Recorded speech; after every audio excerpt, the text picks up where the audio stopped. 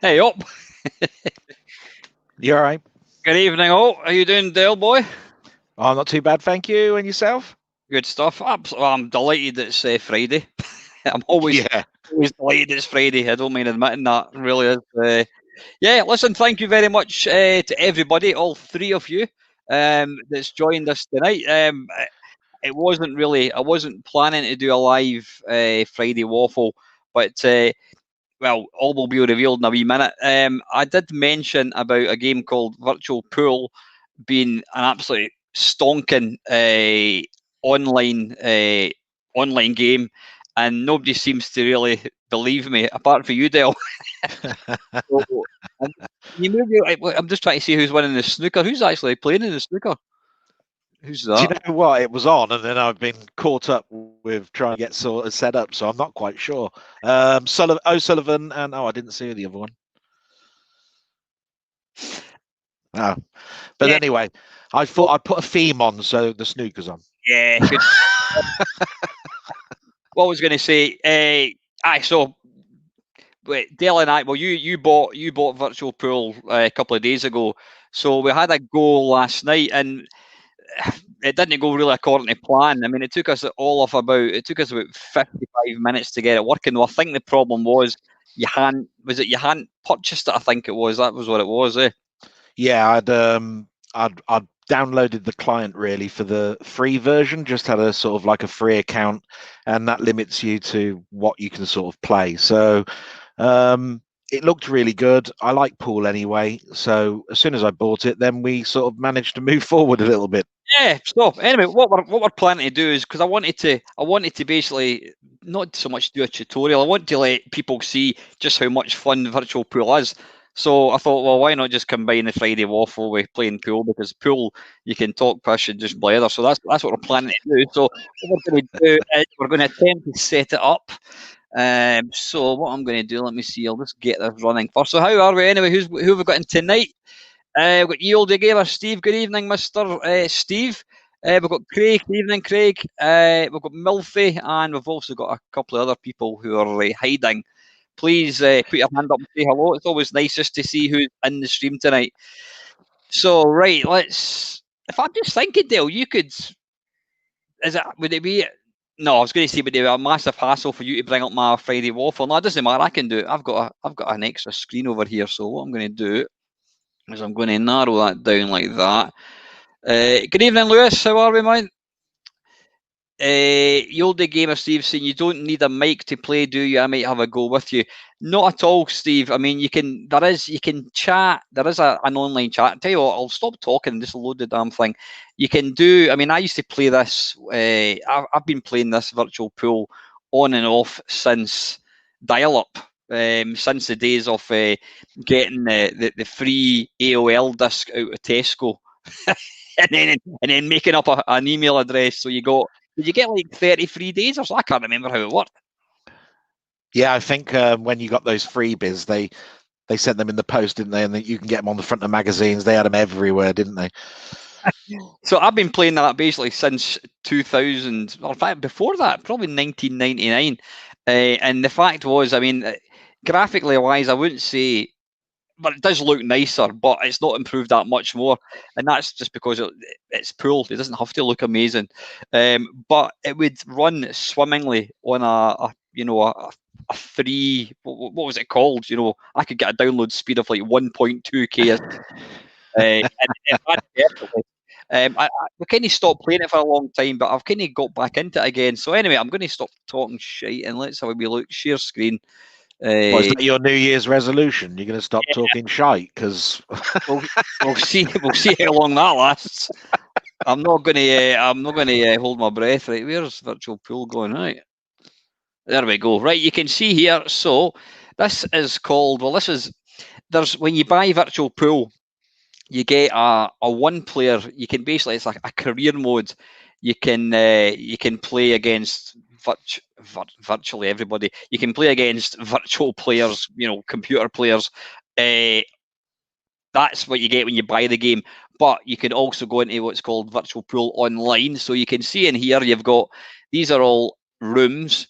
I mean, there's like different challenge things, there's tournaments and that. And to be fair, lots of people are really, really nice. Down here, you've got a kind of chat on the left-hand side. And then the right-hand side here, you've got people who are actually in rooms. And then you've also got people who are not in rooms. So there's Mainmeister.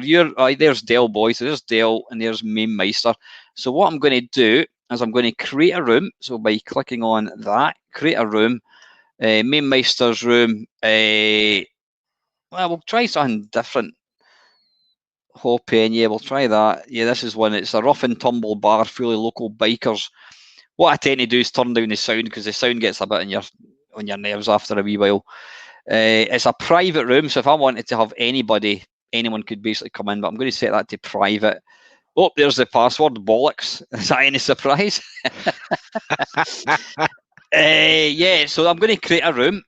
You see there, private rooms are password locked. Passwords locked. To make a room private, turn private on, blah, blah, blah. So let's click on OK. Now, you can see here, I've now got the option to pick what game we want to play. So I think what we'll do is we'll go for... Now, they used to have a UK pool, but for some reason, they don't have that anymore. I'm going to go for 8-ball world rules. There's things like you can play snooker, you can play 9-ball. There's one, I'm trying to find where it is. Can you see that anywhere, Dale? It's basically it's 10-pin bowling, but you'd basically get 2 shots each. I'm just trying to see what one of them would Well, sound like. I can only see what you can see on the screen because I have to wait until you've created the room for me to enter it. So I can't see the list. 8, 10-ball, 1 pocket bank pool rotation, 6-ball, 15-ball cribbage, Honolulu. Billiards, right? Tell you what we'll do is we'll have a game of billiards. So this is It's, custom setup, right. Okay, shot clock, I'll not bother with that. Right, so now you'll see here it says players in room, me, Meister, and Delboy. So what we want to do is add. So I want to move me into the game, and then I want to move Del into the game like so. And then you click on OK, and by the magic, we should both appear. There we go. And we're now in the Hawes in. See, it's a biker's pub. Now, I don't know about you, but I think the graphics are lovely. It's even got the wee scuff marks. So what we're doing here is this is. Are you actually? Is it you that's actually playing? I think it says. Oh, is it me actually? Hang on then. Is it? It possibly right. is, yes. So what you're doing here is that you've got 2 attempts to put as many. If you imagine this is a 10-pin bowling, these are the pins. So what you want to do is you want to break them as hard as you can, and then you want to try, and you've got 2 attempts to put as many as you can. So if you miss, you get another shot, and you want to try and get all 10. Well, no pressure then. If you potted all 10 without missing, then that would be classed as a strike. So it's a good way to kind of get you into the game. Oh yeah, that's great. So, yeah, okay, here we go. This is where I don't do very well. Right. Okay. I've got to remember that's the amplify, isn't there? So yeah, which is amplify is is it the full stop or the comma? Yeah, it's the full stop. Yeah. Yeah. ZX is asking, what are you waffling about? I'm talking about virtual pool. Good evening, Ian, Mr. Bachelor. Sir, how are you? Well, that's one shot, and I didn't get one in. Right. So now you've got. I think you've now got two shots, because I don't think the break counts as anything. Oh, okay. So you're just basically wanting to pot. You want to pot as many balls as you can without. Okay. Yeah. Right. What I'm going to do is I'm going to. All right. What I'm going to have to do is. Oh, and I can't do that just now. I want to open up the questions. I'll open up the questions. Once I've finished this game, I'll open up the questions and get a few. Listen, guys, what to do is if there's any questions you want to post, just pop them in the into the window. Charlie Farr's playing Commando in Twitch. Wow. Or Dale and I playing pool. I'd rather watch. I've got nothing in, so here we go. Right, I've got to just smack them now because I've got absolutely nothing. Right, here we go. Right, so that's equivalent. You've had one shot of bowling. You've not knocked down any pins. And I got one in. Right, so that's fine. So you can still keep going until you miss. So that's like one. This is your second pin. So you've got one down so far. What'd be interesting, Dale, is you can talk about how you find the game, because I've harped on about this game. I think it's a fantastic game. I think it's an old game, but I've yet to see. I've tried a lot of computer pool games, and this one blows them out the water as far as I'm concerned, because the fact that you can just turn the cue, it's really easy to queue up, and the mouse kind of gives I'm not going to say it's a realistic impersonation, but it does give you a good feeling. You feel like you're playing pool. Yeah. I mean, what I really like about it, I do like this queue action. I think once you get used to, the moving back and forth, and the fact that you've got that amplify, which basically sort of powers your shot. Yeah, you shouldn't really have to use that really hard shot, because you can get a lot of power on it anyway. I like the fact that you can ease yourself in with these track lines, but I like the fact that you can just play as pool like we're doing now with no assistance. Because I find that much better, because you can make it so that you put yourself in at the deep end straight away. Learn to play it without any track lines, so that you're not cheating in a way. So I haven't put track lines on once since we started this the other day, and you just naturally sort of progress a little bit. Yeah, putting track lines on basically shows you exactly where the white's going to go. It shows you where every single ball's going to go. So it's a bit pointless. It's a bit like playing a shoot 'em up with infinite energy. You're never going to die. Yeah.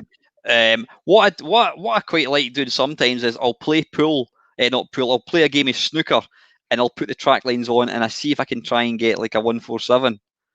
Because obviously the track lines make it so much easier. So even if the black's on the cushion and the white's on another cushion, you can try and you can. It's great. It's good fun. Good fun doing that. Right. So that was my score. So you've got 5. You got 5 there. I'm just going to press escape. Hopefully this doesn't kick me out. Hang on. Right. I'm just going to. I'm going to open up another little window. Right. I know it's closed that down. Just give me a second. Let's get the last Friday's Waffle, wherever it is. Friday Waffle, as I was calling. Right, okay, and I'll get back virtual pool. There we go, and then I'm going to go back to. Oh, stop it! Right, I'm going to go back to Friday Waffle. It's annoying how when you click. You still there, Dale? Yeah. Yeah. I'm watching you. Aye, that's annoying that because when I move to the right hand monitor to kind of click on where the questions are, it blanks. It takes virtual pool off the other screen. I don't know why it does that. It's a bit weird. It might be a StreamYard thing, but basically it all depends on the focus. You know, what you want to broadcast, what you want to see. I think Panther will help you out no end. I think so. Because I haven't got StreamYard, and I think he has. So. Aye, well, yeah, I think that's right. I love the stains. Look at the stains in the cloth. That's brilliant. That's like my local. Well, I'm saying my local. I don't have a local, but it's like every pub I've ever played in. You do know I'm a guest. You could have cleaned this place up. I mean, it's absolutely disgusting. Right, decisions.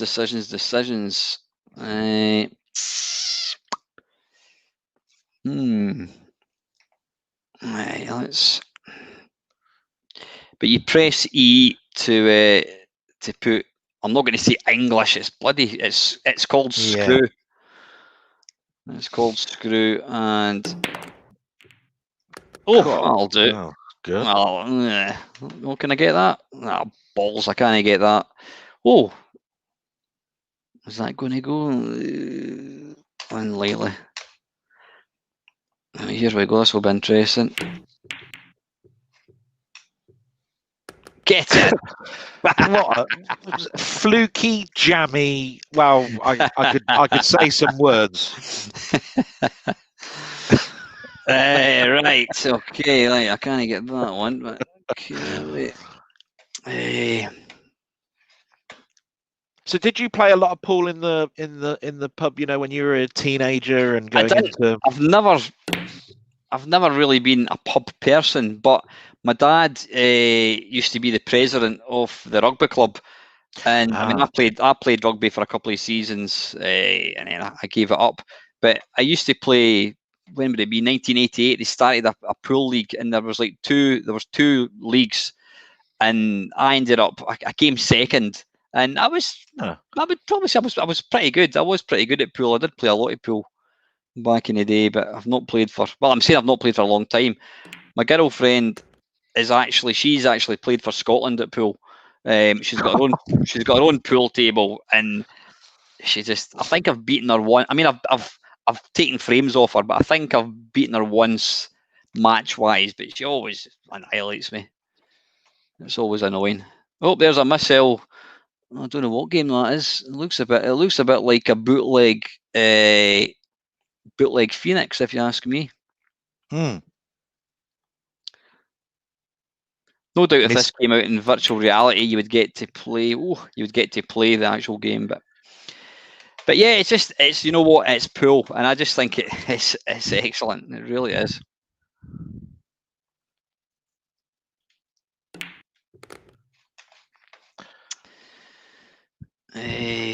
It's sort of like one of those games where I mean, I used to, you know, you always saw it when you walk into a pub. There were people that you would put the coin down on the side. You say, "Oh, I'm going to play the next game." You didn't know who the next person was. You'd hoping your mate would win, and then you'd be able to play him but then he'd lose, and you'd have to play some stranger, and then you'd move on and go, do you know what? That was fun. Should we go to a snooker hall? And then you get introduced to snooker. And the funny thing about snooker is that I was scared when I went in there. There was about 15 tables. There was all this unusual, here's the balls, go over there, turn the light on, you got an hour, blah, blah, blah. And then how big is that table when you first go in? You've just gone to the bar, you've just been playing on a pool table, for a couple of times. You think, oh, I'll just go and play snooker. And it's almost like you've gone from mini golf to playing on a golf range. It's huge. Aye, and you just go in. If I get one and a colour by the end of this hour, then I've done something wonderful. Balls. Snooker's just like it's an utterly different ball game from. It's back to you, Dale. Oh God! What we do is we don't have to play this. We don't. You get 10. Is it 10? 10 ends. I think it's called ends. I'm sure they call that. And yeah. Right. That's annoying me that my mouse has been taken over.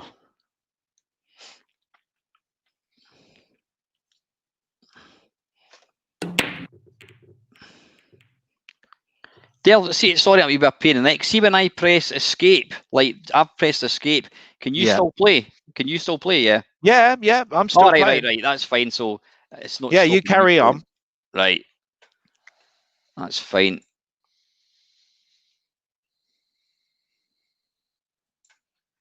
Annoyingly, it takes the pull away. Hang on a second. Put that back again.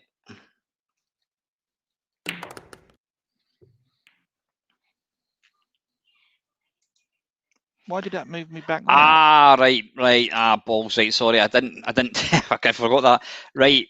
Q not. Have you got to play up the table? Up the table. Yeah, it seems to be a rule with a lot of. It's a kind of American based one. So I'm just going to explain something here, right? To everybody in the room. This is how it was yesterday. He cheats like mad. Tells me the rules after I've made a foul, and then I'm supposed to go, oh, okay. And I just tend to lose every game. No, seriously. No, seriously, I did deliberately not tell you. No, I forgot that. Yeah, you've got to. I don't get that rule. It's a stupid rule, but aye. Okay. Sorry, ZX is asking what platform is this on? It's on Steam. How much is it, Dale? How much did it cost? It's unlucky. Well, when I bought it, it was $18.99, but I think you can get it directly from their website. Actually, I think it might be cheaper to do it that way. You don't have to do it through Steam. Yeah, it's worth absolutely every penny. Look at the dust. Look at the dust at the side of the cushion. You always get that. Remember, where you can't brush it. Yeah. What was I going to say? It's just, the great thing is you can play, if there was enough people, you can have like doubles, so we could have like 2 teams of 2 all playing each other. And the fact that we could all be talking as well, it's especially in light of, lockdown and that kind of stuff. Great. Well, I'll tell you the thing that the reason why I took the plunge, and it's quite an easy one, really. There's lots and lots of online games, right? Lots of them. And a lot of them are very complex to get into, or you'll come across people that will just want to torture you. You know what I mean? Like if you're playing an online shooter, it'll be shoot you in the head. You've got no chance. Everybody's a pro, and you walk in and it's almost like having your teeth pulled. And then there are games that are so complex. There's around about a manual that's about 65 foot thick, and it's got keys where every single key on your keyboard's used. And it will take you probably 2 months before you can even, I don't know, walk down the street, fly out of a hangar. You get the point. Pool, I think everybody knows. There are some keys that you've got to get used to, but it's more a fun thing where you can just chat with people and you can pick it up and the rules pretty much. Okay, I didn't know that particular rule just now. There's I'm not going to make that mistake again, you cheating Scottish Oh, Cunt. right. That's So the word you're yeah, looking for. Cheating Scottish cunt. Yeah. That's what all you English wankers say every time. Call us a bunch of cunts. But I will say the one thing, I've had fun, and you can chat, and it's, you don't have to put too much brain into it. You can play the game and still chat like I'm doing now. You can play at your own pace. Yeah, you can play at your own pace. You don't even have to be playing. It's brilliant. I mean, it just lends itself. It's a perfect Friday night, couple of beers with your mates, and you're getting to play pool. What's not to love about it? I just think it's absolutely phenomenal. So yeah, sorry, ZX. It's what do you call it? It's on Steam. You're saying just web based. Well, like I said, you can play. You've got the one player when you buy the game, you get Virtual Pool 4, or you get Virtual Pool Online. This Virtual Pool 4 it's a one player. You can play against computers. You've got a sort of career mode and all that kind of stuff. It's good, but you can't beat playing against a real life person. And even in this is one game where you can go into it and just join a room. I mean, I've seen me going in and join two complete strangers, and obviously you're not talking the way we're talking. You're talking through the chat. You've got the little chat at the bottom, and you can end up. That's how. You're joking. Oh, sorry. Mark Stoneham, who is he was on my he was in the 12-hour live stream. That's how I got to know Mark. I got to know Mark through playing Virtual Pool 4. I was at his wedding. He was at my wedding. I've been down to stay with him. He's been up here with his girlfriend. So there you go. I've made a lifelong friend through Virtual Pool, and that was just talking the chat thing. So that's brilliant. So there are a good bunch of people. If you hold down the M button, you can move the white and anywhere in the kitchen, like so. And we'll do a wee bit amplify. But basically, to play it, all you need to do is move the mouse and S. That's all. You could get away with it just pressing one button. But obviously, if you want to do other stuff, then. But I mean, there's maybe about, I don't know, half a dozen keys, if that. Yeah. What happened there? You got one down. Why is it saying I can move the white? Why is that? Well, I don't understand that. Oh, I'm wondering if when you break, if you can then move the white to begin with. I'm guessing maybe that's the case. It might be a rule where you potted one ball, so it allowed you to take. You possibly can move the ball. Possibly. Just because it's off a break, but yeah. Oh, balls! Ow, arse, like that. So I'll still have one shot. So that's you can see there. That's my first ball, and I've got 0. Right, I can still move the mouse again. Can I get a wee plant there? Yeah, I think I'll just play that just now. Oh, I've got to play it out the kitchen, so I can't go for that one. See, I remember it when it's my shot. You see, so you notice that these rules. Look, he can move the ball wherever he wants. I was stuck, and I was just playing it from wherever the ball landed because he's a cheating devil. This is what was happening all of yesterday. See, I've got temporary memory loss.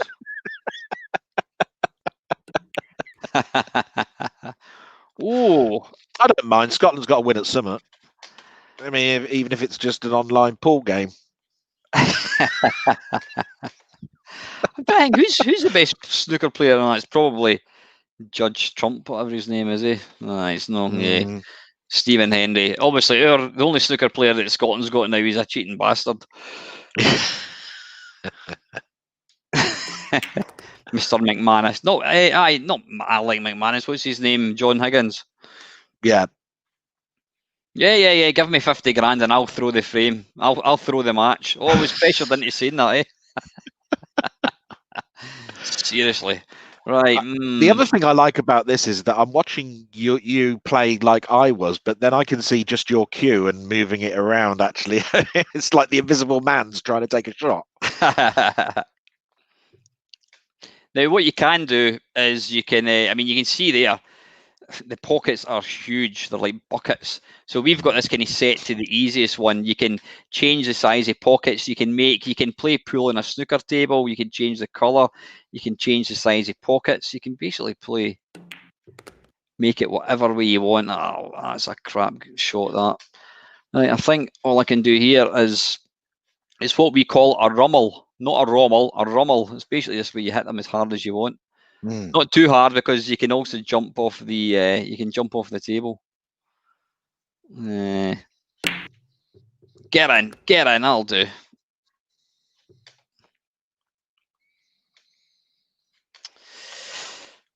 It's because he's got a more powerful graphic card that he's winning. Really, that's what it is. You can see there, you basically only have to hit the ball in the vicinity of the pocket, and it will go in. Yeah. So why am I so pish? Is this what you're supposed to? You are. Also, balls. You are just awesomely pish. Yes. Look at this score, Jesus Christ. Okay. Let's have a look. Evening, Mad Commodore. How are we, Squire? Craig saying Killer's bro. By the way, Craig, sorry to make this personal. Craig, did you say you work for a certain car company? If you can let me know, because I'm on the lookout for a car, possibly from the company that you work for. If you can maybe privately message me, or if you can maybe say yes or no in this, I'll message you in Discord later on, Craig. Looking for a wee favour, mate. Who else have we got? Yeah, we've got Vimster. Can you put a quid? Good stuff, Craig. Yeah, I'll message you later on, mate, if that's okay. Sorry, Vimster, can you put a quid on the edge of the table? Yeah, that's one thing they need to introduce, definitely. How are you doing, Dale? Have you potted anything yet? Yes. Oh, you've potted too. God, I think I have. No, I Hustler. haven't. I was a massive fan of Hustler, so was Dale, but it was a pool game that I was a massive fan of. Right. Let's just get that one in. Yeah, Hustler was it was a very, very, very basic, game, pool game by Bubble Bus Software. Yeah. I remember that. ZX, so are you the man to come if I'm looking for a car? Interesting. Let me know, because I am looking for I was all ready to buy a car tonight, and basically what they were offering me for my own car was just a complete piece of nonsense. So I told them to shove it.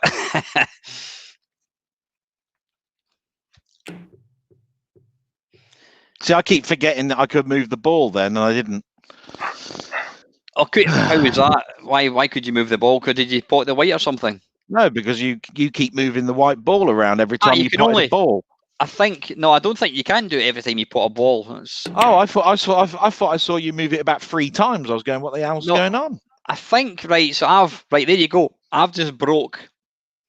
Thanks, Craig. That's top stuff, buddy. That's really, really kind of you.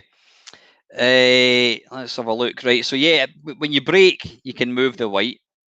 Yeah. Like so. Like you just done. But you can't, you've got to hit down the way. What will I do here, I wonder?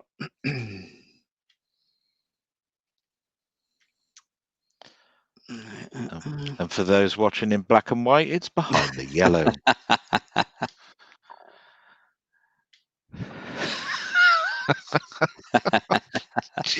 Classic. I'll just gently clip this one in, and I'll just gently click this one in, and then I'll make Delboy look like a right idiot. Yeah, I'll deliberately miss this one in.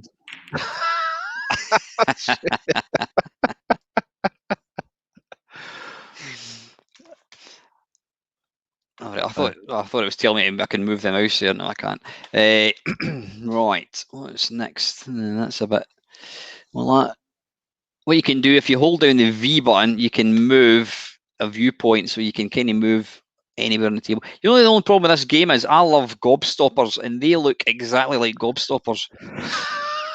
It's really if they're gobstoppers, they ain't doing a very good job with you, are they? Right, see what I want to do. what I want to do here is I want to see if I can cut this green. So what I've done is I've moved the view. Well, you can see there on the screen. Yeah, I've moved the white, so I can see there that green will absolutely cut. So now what I'll do is I'll come back. Let's have a wee look. Oh, made an arse of that. A bigger ass as my shots.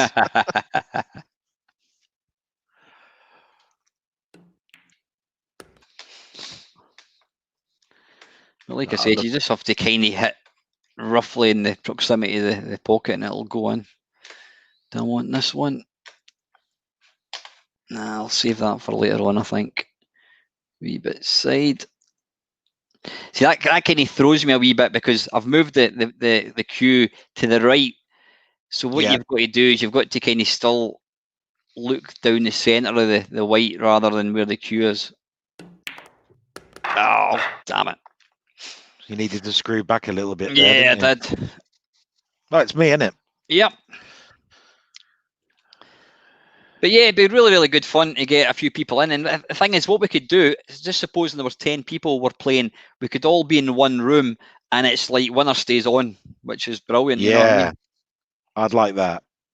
Hey, well, listen, what we'll do, Dale. I could just sit back getting totally pissed while everybody else is, because winner stays on. I wouldn't be staying on very long, I can tell you that.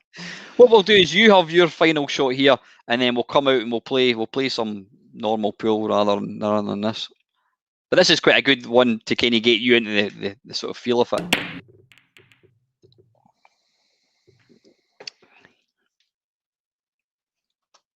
But yeah, Craig, that would be excellent.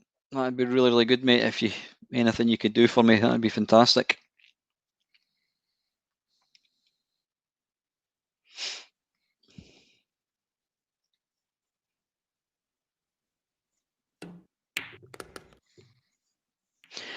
Craig's saying he's heard that Stephen Henry is making a comeback. Yeah, you know what? I always kind of wonder why, like, snooker players. I suppose your eyesight is going to get worse. But I mean, there's nothing else other than your eyesight. I can't imagine why you couldn't play pool or snooker to a ripe old age. I mean, what's his face? Yeah. What's the name of that guy? What's the name of was it Joe Davis? He was like 116, I think, when he was still playing. You know, it's ridiculous. Steve saying, I'll buy it and play, but I'll have to wait for a sale. 18's a bit pricey for my budget. I think you can. In fact, Dale, you'll verify that. You can, although we didn't get it working, you can actually just download Virtual Pool online, and it does let you play a sort of a limited number of games. Is that right? Yeah, you could. You could only sort of like you can't set up rooms. You can't sort of play against people that you know. You enter a tournament or challenges. There's 3 or 4 different types of games, and there's about 1 table or 2 settings and that sort of thing. It's quite good to get your teeth into because it costs nothing, you know, and you're still playing the game as it is. And then if you like it, you know, it's going to be so much better playing against someone that you know and having weekend stuff. To be quite honest, you can't lose anything, can you, by downloading it, having a little go? Aye. And then if you like it, you buy the full product, you know?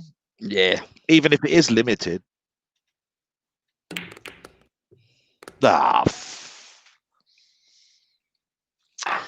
Unlucky. Right, is that me? Right, what we'll do is we're going to come out of this. So we'll quit match. I think do you need to leave the room as well, Dale? I think you might have to come out as well. Yeah, match over. Oh, and I won. There you are. No, it's already kicked me out. There you go. Right, leave room. Right, so what we'll do. All right, hang on a second, Ma.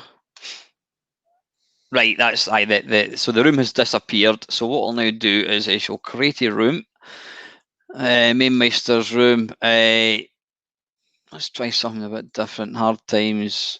Loch Lomond. Yeah, there we go. We'll go for Loch Lomond.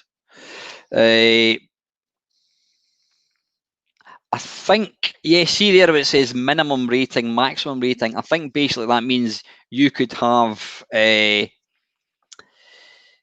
I love the stereotypical Scottish at a drafty old Scottish castle nestled in the Highlands, play on a snooker table under the candlelit chandelier. Do they really think we do that? we've got electricity and everything now. I mean, bloody hell.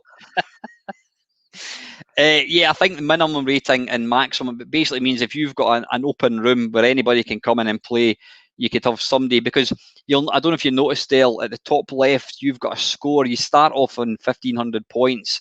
And if you win a match against somebody, whether it's against me or whether it's against somebody else, you get so many points. And Yeah. so somebody who's on like 20,000, is pretty good. Somebody who's on 10 is shite. So basically, yeah, you can pick who you want, because you're not going to want people coming in who are champions. But another interesting anecdote, I don't know if any of you guys watch darts. There's I think he's a commentator, Chris. Oh, what the hell is his name again? I've forgotten his name. Chris somebody. What's his name? He's an English darts player. I think he was done for beating his wife up. But anyway, I can't remember what his second name is, but I didn't know that. But I was playing against this guy and playing away, and he says, "Oh, what is it you do?" And I says, "Oh, come off. I can't remember what I did at that point. I'm a manager, blah blah blah." He says, "What is it you do?" He says, "Oh, I play darts." And I says, "All right." I says, "What, full time?" He went, "Yeah, I'm a professional darts player." I'm like, "Really?" I says, "Oh, I love darts." I says, "Do you mind asking me what your name is?" And it's, "What's his name, Chris?" I can't remember his second name. Chris Mason, that's it. Thank you, Milfy. Chris Mason. So I was playing Chris Mason at Virtual Pool for quite a long. He's actually a damn nice guy. Well, at least he is online. I got a bit distracted then, because I closed the room down and I'm back in the lobby. But there we are. I can see Main Meister room. I was going to say I couldn't find the room. Right, there we I'm go. just coming in now. Back in. So there's all these different. You can play billiards and all this kind of stuff. Caroms. I don't even know what that one is. One pocket. I think the nearest. Well, I says they used to have. I wonder, can you?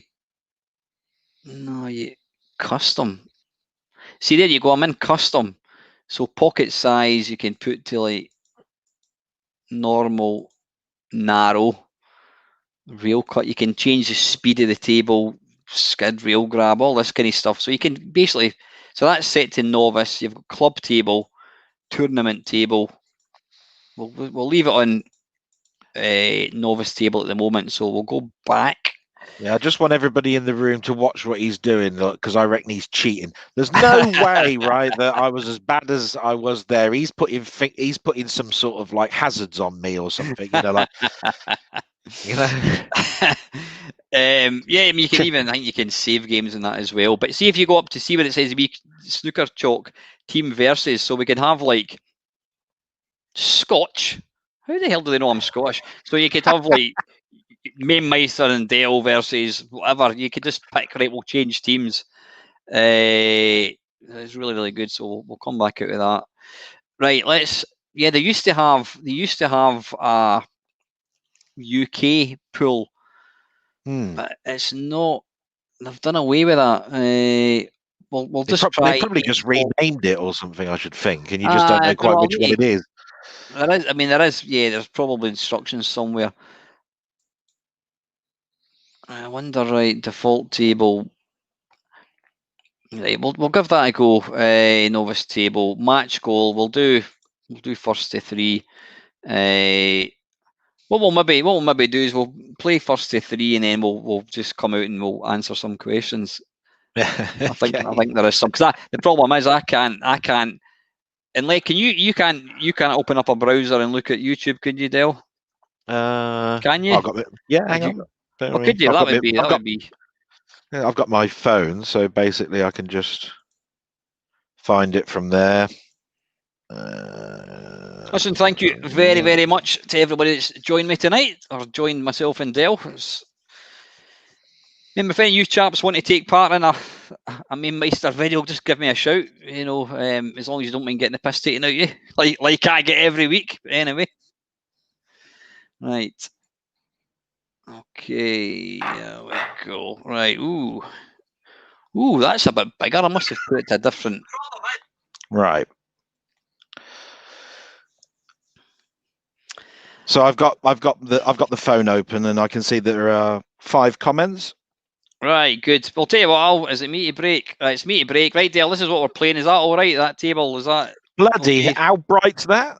It's a bit bigger, isn't it? Is that all right? It's still huge pockets, though. You want me to go back and make it a bit weird? No, that's fine.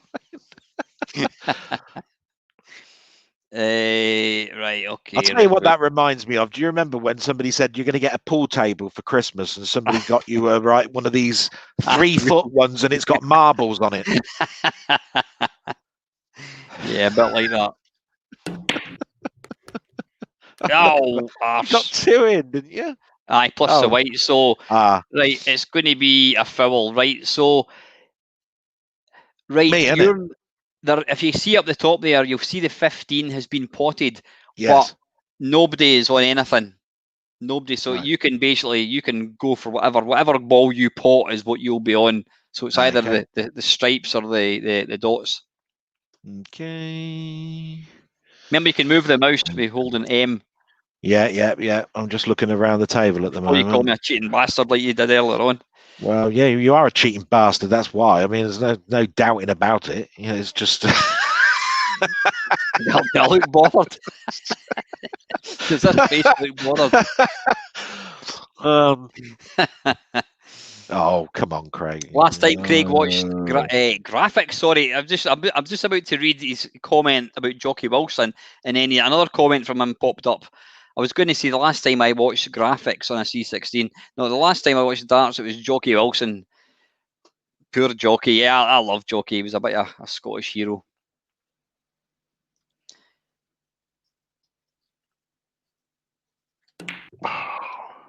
Chris, that was worth waiting for. All right.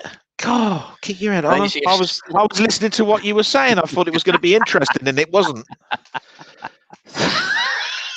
You put me off. Touche. Right, so there's nothing away yet, is there? No. Let's have a look.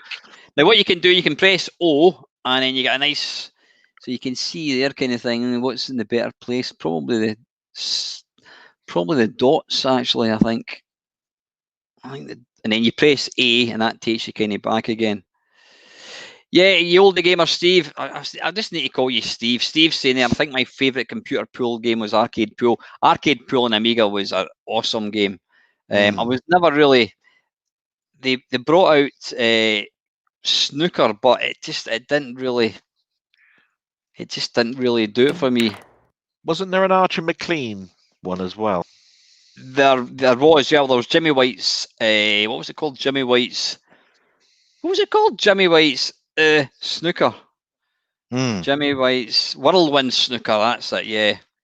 It just comes to mind that there was an Archer McLean's pool or snooker or something, if I remember rightly, and that was one of those 3D ones. That was one of the. That was for its time. Oh, that was crap. For its time, it was really good. Right, you're in the stripes, Dale. I'm stripes, right. Remember, press O if you want us to have a quick kind of look to see what you're looking for. Oh, I'm looking to win. Does it show you that? Something achievable, Dale. Something achievable. Yeah, baby steps. Yeah, I've got overview, and I've just found out you can zoom on overview, so you can see around a little bit better. Yeah, okay. You can't see that on yours, but I can. And remember, you can press you've got the amplify button. You've also got the whatever it's called, the non-amplify button. Which, so if you want to play a really delicate shot, you can do that. Yeah, you didn't scratch, did you? So I've got to play it from here, right? Okay. Yeah, I'm scratching my eye, but that doesn't count. Now you'll see there at the top, I'm now on 1557, so I've picked up like 57 points, and you've lost 57 points. So you can see how that works. Yeah. Yeah, Arcade Pool was brilliant. I loved the whole ambience with the kind of pub sound effects. I must admit, I do struggle now to play. Bloody hell! You almost potted the black. I do struggle. Oh, wait a minute. Hang on. Right. You'll notice we've both got a black ball. You'll see black at the top. Yeah, right. I was thinking, how come you've got a black and I don't? We've both got blacks. Christ, you've not left me very much, have you? Well, that's what the point was. I didn't see much that I could get in, so I put it so that you were against the bulk and you were down behind. You're trying to tell me that was deliberate, yeah. It's true. Ah, God. See what I've got to put up with by inviting guests onto my channel. What got happened to the good old days when it was just me and my stuff? Right. Now, shall I ask you a question then while you're making your shot? Yeah, I asked a question.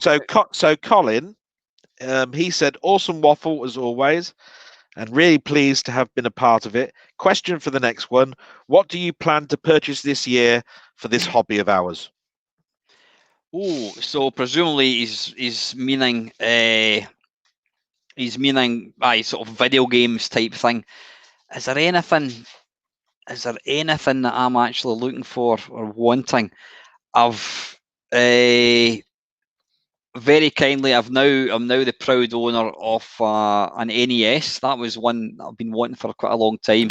And Lewis, he bought one and sold it to me for what he paid for it, which was really nice. I'm just waiting on I was going to buy the Everdrive cartridge, but they're 120 quid, I think it is. Yeah, 120 or 120 or 140, depending on whether you bought a pro version or not. Yeah, so I'm like, nah, that's, I'm not. The thing about the NES, and the reason I've never really bothered about getting an NES up until sort of now, is because the NES emulates perfectly on anything. I mean, I did a video 6 months ago. I picked up a little handheld, and I wanted to pick up the cheapest handheld I possibly could to see just how shit it was, and it was like £6.50 from Japan delivered. And you know what? It's an NES on a handheld, and it's fantastic. So I didn't want to go pay a lot of money to be able to play NES games when I can play NES games on my PC, or I can play them on virtually everything. But I've got this NES now, and Lewis pointed me in the direction of an 866 in one cartridge, and I think it's is it £15 delivered? Wow. Even if I get one game out of it, it's technically it's going to be all right. You know what I mean? Yeah. Right. Did you put anything there? Yeah, I've potted a couple, but so what are you going to do with your NES that you've just bought then? I mean, is that just going to be something that you just always wanted to own then? Oh yeah. Well, no, it's a cartridge. So what? I've got the NES. Oh, you'll plug it in and then it'll be all those right. It's, gotcha. It's 100 and what the hell was that? It's 860 games in one. Probably. Yeah. You'll probably have about 50 million Super Marios. That's yeah. All renamed. Yeah. Yeah, but at the end of the day, if I get a handful of games out of it, that was shite. To be fair, it is a big table. You just realised that, have you? Yeah, so I mean, I've got my NES. Is there anything else that I mean, I keep saying that over and over again. I would love a Sharp X68000, but we all. The chance of getting that. Do you know? Have you seen one before, Dale? You know what it is, yeah. Yeah. It's like a super. It's like I don't know. It's not on a par or an Amiga. It's like a super enhanced Amiga. It ran. I think graphically wise or hardware wise, it's equivalent. It can run CPS 1 games, stuff like Strider, Ghosts and Goblins. I think they're all CPS 1. So it can run that, and it's a Japanese only machine. They're really rare. They're really unreliable. Foul. Unlucky. Oh no, wait. Why is that not? Hang on a second. I'm going to press. See if you press R. Let's have a look. What happened there? Right, that's one of these. That's one of these stupid rules that it's not a foul, obviously. Oh, I don't know quite. I think maybe because you hit. Your own ball. Gotcha. Yeah. Yeah. Sorry. I didn't mean to interrupt you mid-flow, but I thought, well, better so that you could take your shot. No, not a problem. What was I talking about? Yeah. So yeah, it's really rare. They're stupidly expensive, and you basically need to know how to talk Japanese to run the thing. So it's something that I'm never likely to actually get. Well, I first sort of heard about one. Ooh, get in. When I was moving from an Amiga to a PC, because I thought, oh, it's similar to a PC, and in many ways it is. It's a PC, but it's got custom chips, and those custom chips are very close to what an arcade board is. So from that perspective, you're sort of getting a PC that will do PC type things, and you've got a development kit virtually where you could write a Capcom arcade machine, because a lot of the arcade companies were using that to develop. So it was sort of like, well, back in those days when you bought a PC, you had no sound. You had to buy a sound card, and if you bought a sound card, it would always be a Sound Blaster or a Roland MIDI thing, and you could only choose between digital or MIDI. You couldn't really have them both. If you had them both, they were both sort of very weak. One was never stronger than the other. So here was a machine that actually had the chips that were in the soundboards of the arcades. So you thought, oh wow, this is actually sounding more and more like something that I want. But then you got to learn Japanese. So that's the other thing. You can imagine it. I mean, even when you had an Amiga, I mean, there was very.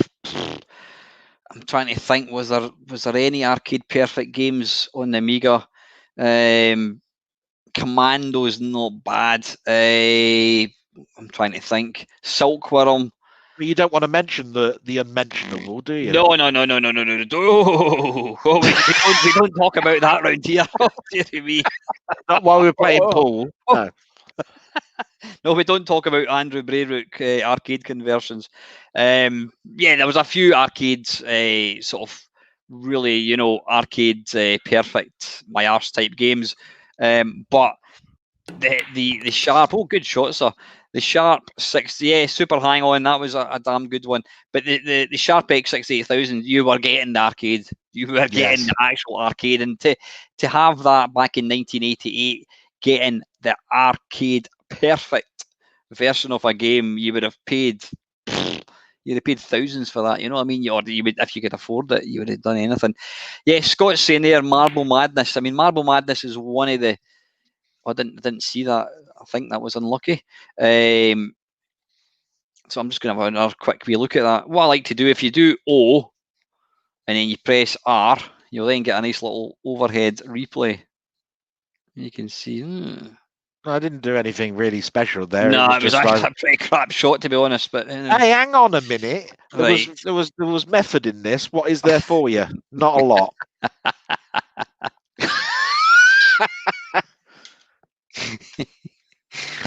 Right, so you press A to get back. Go on, then, Pool Wizard. Go on. Right, let's have a look. What one do you want to see me put? Right. Okay, all of them with one shot. 3. We've got 3 each then, eh?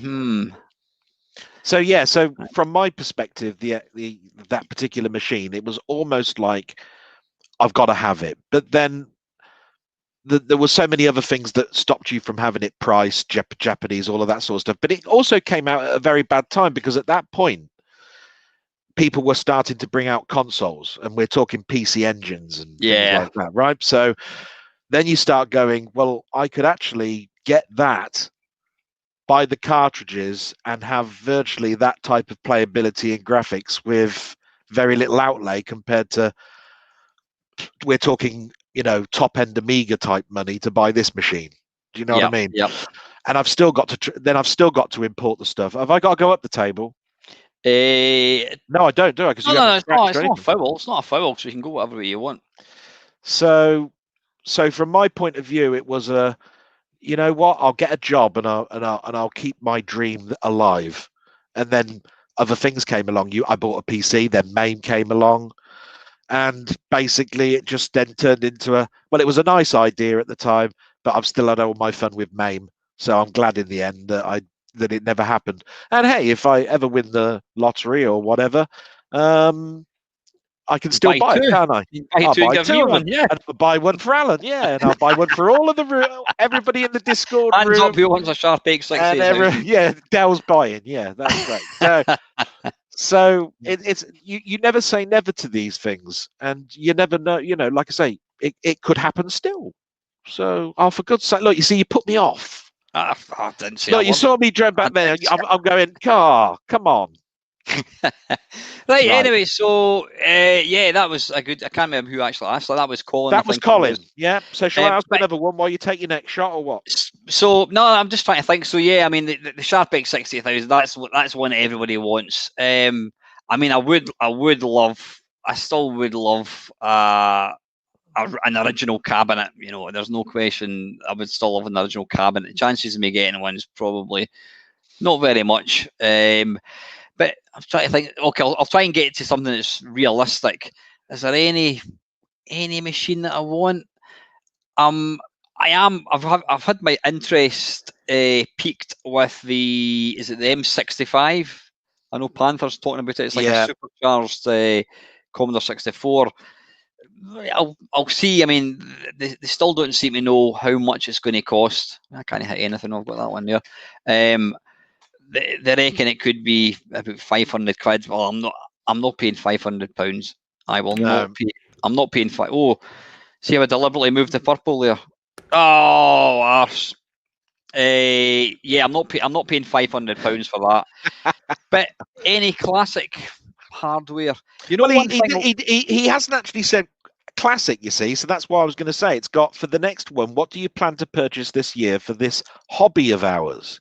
Now, as far as I'm concerned, the elephant in the room here is this hobby of ours. Does it really include this gen stuff? And I would probably say, do you know what? Let's rule out the obvious. No, we won't include PS5s. We won't include Xbox X's. That's this year's gen. So yeah, let's go previous. So that's to you, I think. Go on. I'm just trying to think. What was I going to say? One thing that I would quite like to get is it the Game Boy Light? Game Boy Light. Yeah. It was only released in Japan, and that's apparently like the ultimate Game Boy. It's the best. It's the original Game Boy form factor. I think it's slightly smaller, but it's got an absolutely beautiful screen. Because I do like the original Game Boy, and I've got a light on it, but it's not perfect. So I would like a Game Boy Light, but they go for about 100 quid, and I'm not paying that for it. I did see it online. Yeah. Yeah. I thought, I'll get one of them for cheap, but no. I even heard that. That was a miscue. Miscued there. So. See, they've not hit a cushion, so I get to move the white. So let's have a look. I've got that one there, and I've got that one there. So let's have a wee look. What do I want to do? You notice I'm doing better. You're actually holding your own, mate. You're holding your own. It's because I'm asking you questions and it's just doing your brain in. Do you think you've answered, Colin, or is there anything else that you want to buy? I can't think of. I mean, you know, classic computers. I've got a Commodore 64. I mean, I wouldn't. No, would I? Yeah, I wouldn't mind. Nah, you know what? I was going to say I wouldn't mind a Commodore 128, but nah, I wouldn't. If somebody was giving me one for nothing, I would take it. But I don't see personally, I don't see the point in me buying a Commodore 128 because I would just use it for playing Commodore 64 games because there's not really that many. I think there was Silent Service, there was Kickstart. There was a couple of games that were enhanced, but not that much that would warrant me buying one. So I wouldn't. If I bought a Commodore 128, because I know it's worth quite a bit of money, it would go in a cupboard. It would sit in the cupboard along with my Atari 800s, and I am conscious that I've got a lot of machines that I don't want to ever get rid of, but they're sitting in a cupboard not getting used because I've got my workhorse 364 behind me. So I wouldn't really. I mean, again, if I was getting one for a good price, I'd say, yeah, I'll have it just for completist sake. Yeah. A VIC 20. I went off the idea of getting a VIC. I mean, I actually sold 2 VIC 20s for about 30 quid a couple of months ago. Sorry, I should actually be playing this. And I realised that I've not got any way of loading. Oh, that was crap. I've not got any way of loading a game in it, so I'm not really fussed about that. Yeah. I don't think there's any computer that I'm really looking for. Console wise, I mean, I've got all the kind of old systems that I want. Yeah, I don't think there's anything. I mean, if you're going to include the current gen, will I get a Commodore 128? Not a Commodore 128. Would I get a PlayStation 5? Probably. I mean, my daughter wants one, so I probably will end up getting one. But there's nothing really there. What about yourself? Is there anything that you're kind of after? Well, I was thinking, while you're sort of like talking there, because take the elephant out of the room, all the next gen stuff. I think I might get the M65. It does intrigue me, but yes, the price is one of those things that is going to have some sort of say on this. I'm not going to get that Commander that Colin mentioned last week. Yeah. Now that's like a PC board that's got some very good technical things on it. It's got this massive, what they call a massive ROM, where you can load it up with different ROMs. He was trying to explain to you FPGA, I think, last week. So you can load all these different ROMs and you can make it whatever you want. And then it's got lots of RAM. It's got banks of RAM, and these banks can be cordoned off so that you could basically emulate lots of different machines. It's called the My Dream 8-bit machine because it's supposed to be any 8-bit machine, and you can load them up because it's got this huge ROM on it. But the thing I don't like about it is that it's using a sound chip at the moment that anybody can buy from anywhere. It's got no SID chip on it, so you couldn't really be a Commodore 64 because it hasn't got a genuine SID chip on it. It emulates quite well, and it will therefore sound just like an emulation. But if you were to ask Panther that, you'd probably turn around and say, well, you've just ruled me out because it hasn't got a SID chip on it. And I think a lot of people might look like that as well, and that put me off. So Colin introduced something that probably neither of us really had listened much about, but I ruled myself out when I started watching somebody repair one of these boards that were one of the early boards, that because they're what they call development boards at the moment, where they're trying to iron out the bugs. A dev kit thing, yeah. And at the moment it's not quite right, and all the schematics are going to change. But from what I'm looking at it sounded like a good idea, but I ruled myself out. I just went, no, it's one of those ones where it needs to be something more than it is at the moment. Yeah, I would kind of agree. I'm just looking at the comments here. Craig was saying, do you ever see any on eBay? I can't move up, but it's always going off the top of the screen. I think you're talking about the Sharp X68000. Craig, I've seen. I mean, I don't even look for them, to be honest with you, but they are super, super rare, and I think when they do pop up, they go for silly money. I think they go for like over £1,000, so I'm not interested. Steve is saying his New Year's resolution was to buy a BBC and an Amstrad. Good shout. I mean, I've got a BBC. I don't have it plugged in at the moment. I've got that screen behind me. I did sell my Commodore 64 or my Commodore monitor because it was taking up too much space, and whereas that thing I've got behind me, I can just plug anything into. I'm going to be saying, Vim Star is saying Atari 8-bit question mark. I've got the Atari 800, the original tank version. I've got the Atari 800 XL. I've got the Atari 400, which has got like the membrane, and I've also got the Atari XL 130, the XE 130, XE 130, whatever it's called. Yeah. It's got 128K, so that's the one that I use. So I'm sorted when it comes to Ataris. Country Roadist, controversial, Squire. Spectrum was and always will be better than the 64. Come on. That's a I'm going to disagree with that. I mean, where's that kick button? Where's Panther when you need them? No, I mean, seriously, I'm a massive fan of both the Commodore 64 and same here. I love them both to bits, but I think to say that the Spectrum is a better computer, I think that's wrong. It doesn't. I mean, it's not about how good the hardware is. It's about how good the games are. But from a technical point of view, the Spectrum, it's got a faster processor, and that is it. That it has over the C64. The C64 is superior in every other way, hardware-wise. I don't think you can argue that. However, there are some utterly brilliant games in the Spectrum, but there's also utterly brilliant games in the C64. There's games that, you take something like you take something like Drop Zone or Iridium. The Spectrum simply could not do these. Absolutely couldn't do these. But I would not want to be without the Spectrum. I love my Spectrum so much.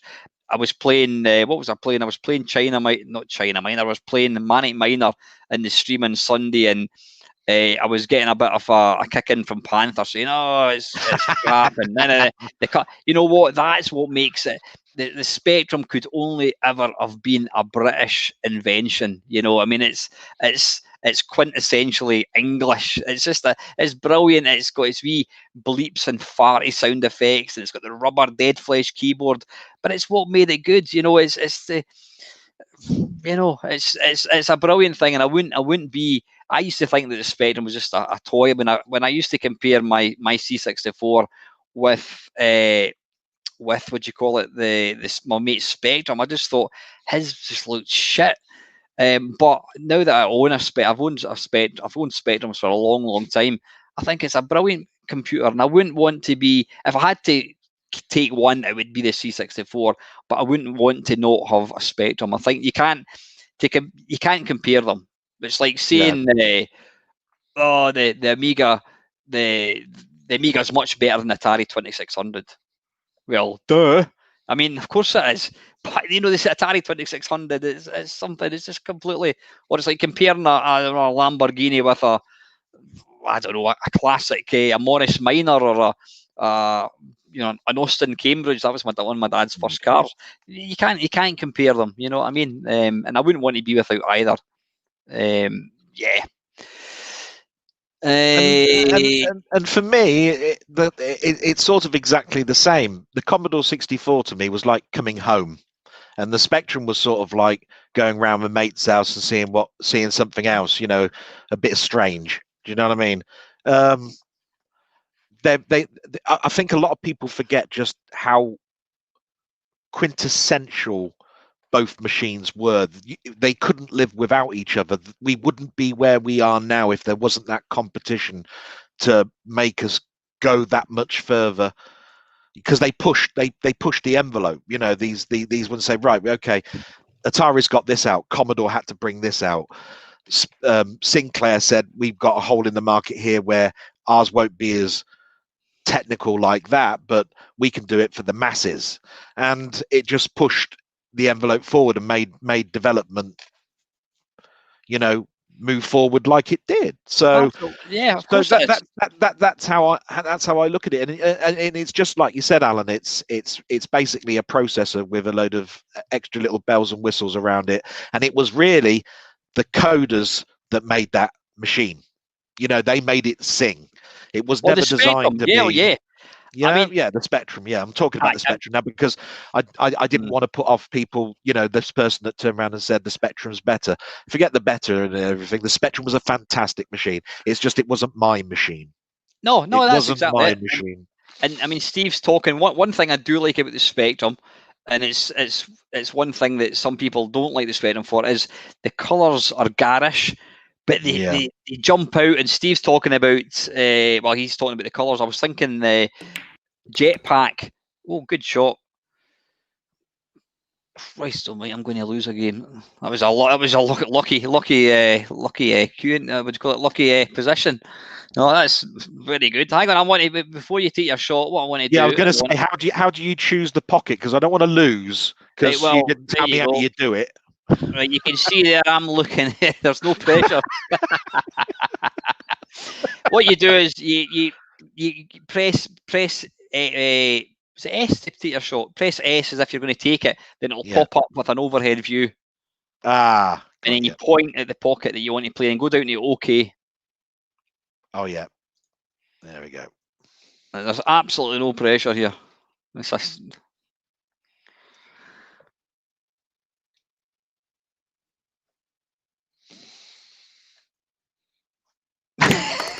Hey, well done. Hey! Right, what we're going to do... Only took about 40 minutes, that one. What we're going to do is I want to come up with a proper British table. So, now see, you're saying there, Country Roads, the C64 was great, but games-wise, the Spectrum games were much more playable. See, I mean, that's a sweeping statement. There are thousands of really playable Spectrum games, but there was thousands of real playable C64 games. I don't think you can really. They're both brilliant. They're both brilliant machines. You know, you can't say one's better than the other. I mean, people love to talk about it, but both are just as good as each other. You know what I mean? They've got their strengths and weaknesses. If I was going to play Manic Miner, if I was going to play Jetpack, I would always want to play them on the Spectrum. If I was going to play Bruce Lee, if I was going to play, I don't know, any kind of shoot 'em up, you're going to want the silky smooth scroll in the C64. So yeah. Right, hang on a second. Why is it still saying? It's asking me. Come out? It's is it because you didn't come out? Right. So what I want to do is we want to default table, beach house. Right, custom. There we go. Right, we want the. You want a table you can beat me at? Yeah, go on. I've got my assertive head on now. Oh, wait a minute. I'm trying to see. Hang on. How do you? I can't see the comments, but I mean, I'll answer what I think. And to be quite honest, it's pretty much what I was saying before, that you had to really code to make a Spectrum game because it had no graphics. What I'm trying to say, it didn't have any graphics. It had a limited display. That's why you had those color clashes. It didn't have a dedicated chip for it. The Commodore 64 was one of those. It came out of the ballpark trying to beat Atari, and Atari had custom chips. The Commodore had custom chips. It's the competition. Yeah. And the Spectrum just had a Z80 processor with memory and limited capability and literally no sound. And you got to remember where Sir Clive Sinclair was coming from with that. He didn't want it to be games in the first place. He wanted it to be a teaching tool. That's why these people should probably watch that drama Micromen, where you saw the competition between Acorn and Sinclair when they were trying to get win the contract for the BBC schooling program.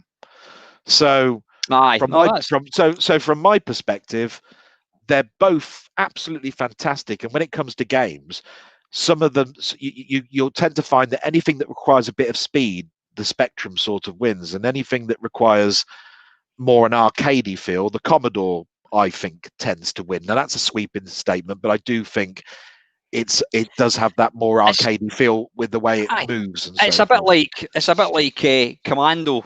Commando in the Spectrum is probably it's a probably more accurate version. It's probably more accurate than. Well, is it more accurate than the? Well, it's got. I think it's got more levels. The graphics probably look more like the arcade, but then I think that the C64 Commando is phenomenal. Again, a big part of it is the fact that you've got the awesome music. But and it's people are saying there, yeah, they like both machines. I mean, I'm exactly the same. I wouldn't want to be without either of them. But I think it's my wise head that says it anyway, because I've come out. I was around during that era, and I've come out the other end having a respect for both. Yes.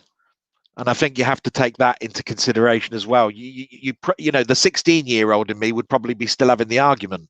You know what I mean? But I'm not 16 anymore, and now I look back at it, I just go, it wasn't really a battle. Really, I liked them both. I don't know what the argument was, because they were just fantastic, really. And I wouldn't have missed those days for anything. So. Yeah. So I'm just, Country Road is saying, Way of the Exploding Fist on the Spectrum was Street Fighter 2 before Street Fighter 2 was Street Fighter 2. I mean, Exploding Fist came out on the C64 first, and you know, I've got to say that whilst the Spectrum one looks nice, you know, the C64 every time, the music, that's one where I would much rather play the C64 one. But again, the Spectrum one was nice. Sorry, Vimstar saying, sod a lot of you, I had an Amstrad, ha ha ha. Again, I've not got any. I've not. The weird thing is, I had a mate who had an Amstrad, but he only had a couple of games, and then he got rid of it pretty quick. So I never really got to know much about the Amstrad. To me, the Amstrad it kind of sits in the middle. It's got some of the most horrendous versions you could ever play. It's just god awful. But then equally, the Amstrad, when it was done properly, the games, I mean, Chase HQ, Renegade is a fantastic conversion. What else? Is it Grisor? I think it is. That's an excellent game on the Amstrad. There's some fantastic games on Amstrad. The Amstrad was a very capable machine. I don't know if anyone watched my live stream. What was I playing? Oh no, it wasn't. It wasn't a live stream. It was our Chris, I can't even remember the name of the bloody feature. Our arcade, our 8-bits washed up. Hell no. I basically featured 4 games, and is it Pinball Fantasies? I think it was. Was one of them. It's not in a way, Dale. No, I don't know if we've played it, have we? No, nothing's spotted yet. Yeah, and I mean, Pinball Fantasy. It's a great. The Amstrad is such a capable machine, and the one that people forget, because it came out so early, was the Atari. The Atari 8-bits are awesome machines, and if it wasn't for apart from the SID music, I would say that the Atari is my favourite 8-bit machine from a point of view. Is it's got more colours than any other machine. It's got the sprites. It's got scrolling. You know, you look at Drop Zone. Archer McLean famously said in the issue 1 of Zap. Now, bear in mind, this Zap was a magazine that came out for Commodore 64 owners. I was one of them, and I bought the first edition. Was it May 1985? And all I wanted was to read about how great my machine was. And there was a section near the front of it, and it was basically all the programmers were talking about what their favourite machines were. And Tony Crowther said that the Atari is actually a better machine, but he does like the Commodore 64. And Archer McLean said that, yeah, the C64 is great, but the Atari's better. I'm like, no, I don't want to hear this. And the Atari's an absolutely phenomenal machine, but some of the conversions, I mean, the best games for the Atari came out probably, I don't know, in my opinion, the early sort of, I was going to say US Gold. US Gold was when they started importing them, was the early American games. I mean, the Atari 800 came out, I don't know, 1978, 79. I mean, it came out quite a bit before the C64. Yep. And you look at some of the games, I mean, you know, stuff like, I'm trying to think, I mean, Ball Blazer, I'm not a fan of Ball Blazer, but technically Ball Blazer's lovely.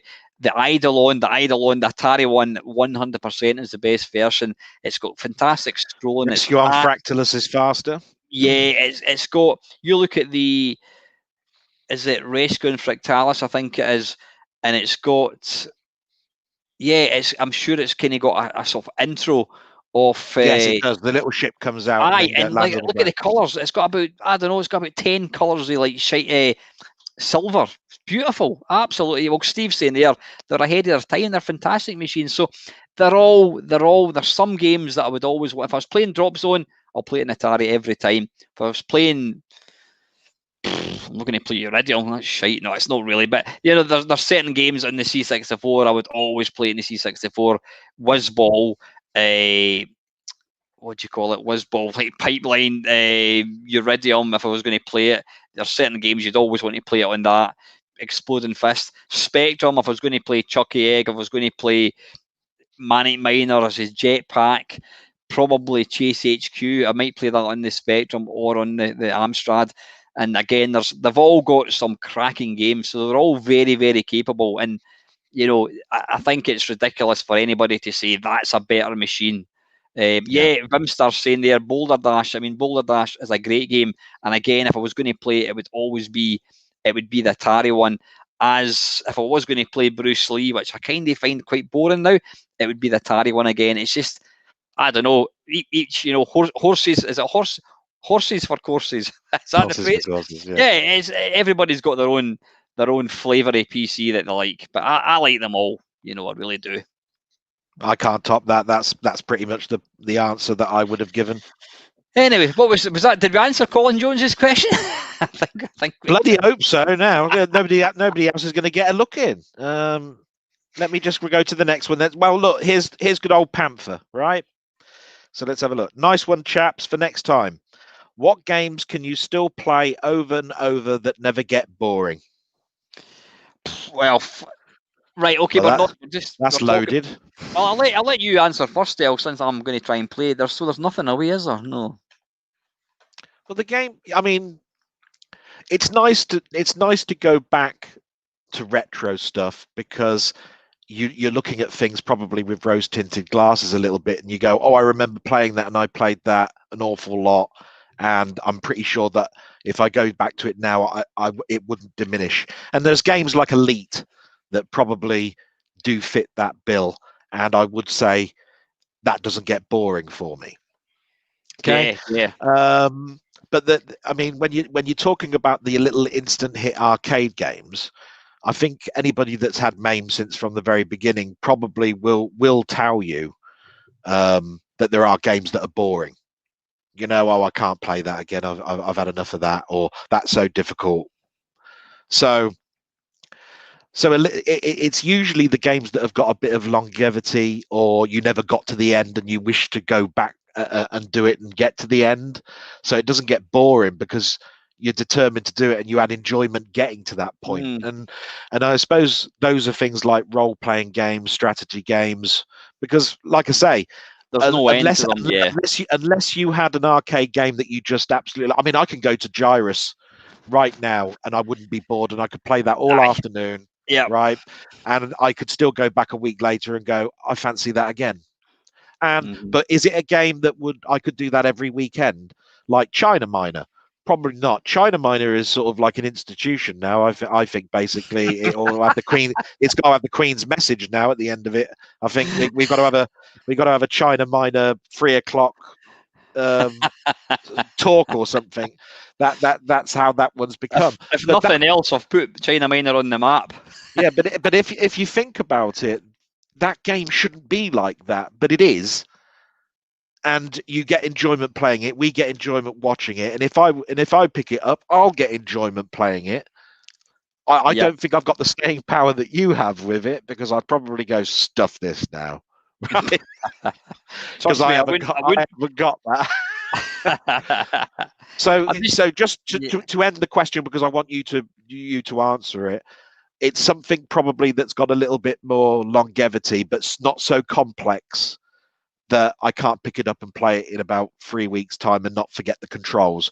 And an Elite that probably purposely fits that bill for me. There you go. I've always, I keep wanting to get, I mean, I've kind of dabbled in Elite Dangerous. I'll be honest, when I hear like Lacoza talking about he's put like, was it something like how many 12 days or something he's played it for, whatever it is. Oh, yeah, it was. When I hear people saying, you've got to put like 1,000 hours into a game. That I'm out. I'm absolutely out. That just puts me off a game right away. Now I know that you don't have to play it for. Did you miss that? Yeah, shut up. What? I was listening to you. I'm not gonna. No, there is no excuse there. I was shit. So you're shot. Hey, wait a minute. I just want to have a look at that. Don't play that back, please. Oh, you bastard. There we go. Look. Shut up. Oh, how to wind someone up. Go on. Answer your bloody question. Right, what was I talking about? Aye, so yeah, I mean, I sometimes think I would love to go back and play Elite again on the C64, but I would play it and I would maybe ramp it up to like 125%, so it would be you would play a bit quicker. That just you were mentioning Elite. If I was going to play Elite and I wanted to play the 8-bit, and now that I've got a BBC, I would play it in the BBC because I think the BBC version is the best. Apparently, the best version is the Acorn Archimedes. That is meant to be the best version. But see, again, I wouldn't mind. I would love to have an Acorn Archimedes if I had some way to play it. I just love these kind of machines that didn't really do that well. I would love to have something like that. What am I on, by the way? I'm on reds. Let's have a wee look. Yellows, yeah. But games. What was the question again? What games do you like to replay over? Sorry, what games can you still play over and over that never get boring? Well, I mean, you know, I probably do quite. I wouldn't say that. I don't play China Miner over and over again. I only actually ever play that when I'm doing a live stream. I do enjoy. I do play Super Pipeline 2 for fun. Amiga. I mean, other games in the C64. I do play Commando. I would probably play Commando Arcade, the new one, because it's better. It's got all the graphics. It's got all the levels. It's got kind of tarted up sound. I do play Manic Miner on the Spectrum. I do take your bloody shot while you're answering. By the way, yeah. Whatever. like I have to. Go on. I do play. What the hell am I doing? Right, I'm on red. That's what I was thinking. What the hell? Right. Hang on, can I remove that? Oh, no, because I didn't foul. Yes. Hang on. Did I foul? I can't remember. Yes, it's a foul, so you can move. Right, okay. Now, I don't know if I can... Yeah, go on. If I pot this... Then you're a bastard, yeah. Go on. Oh, I don't know if that's going to... But you already knew that.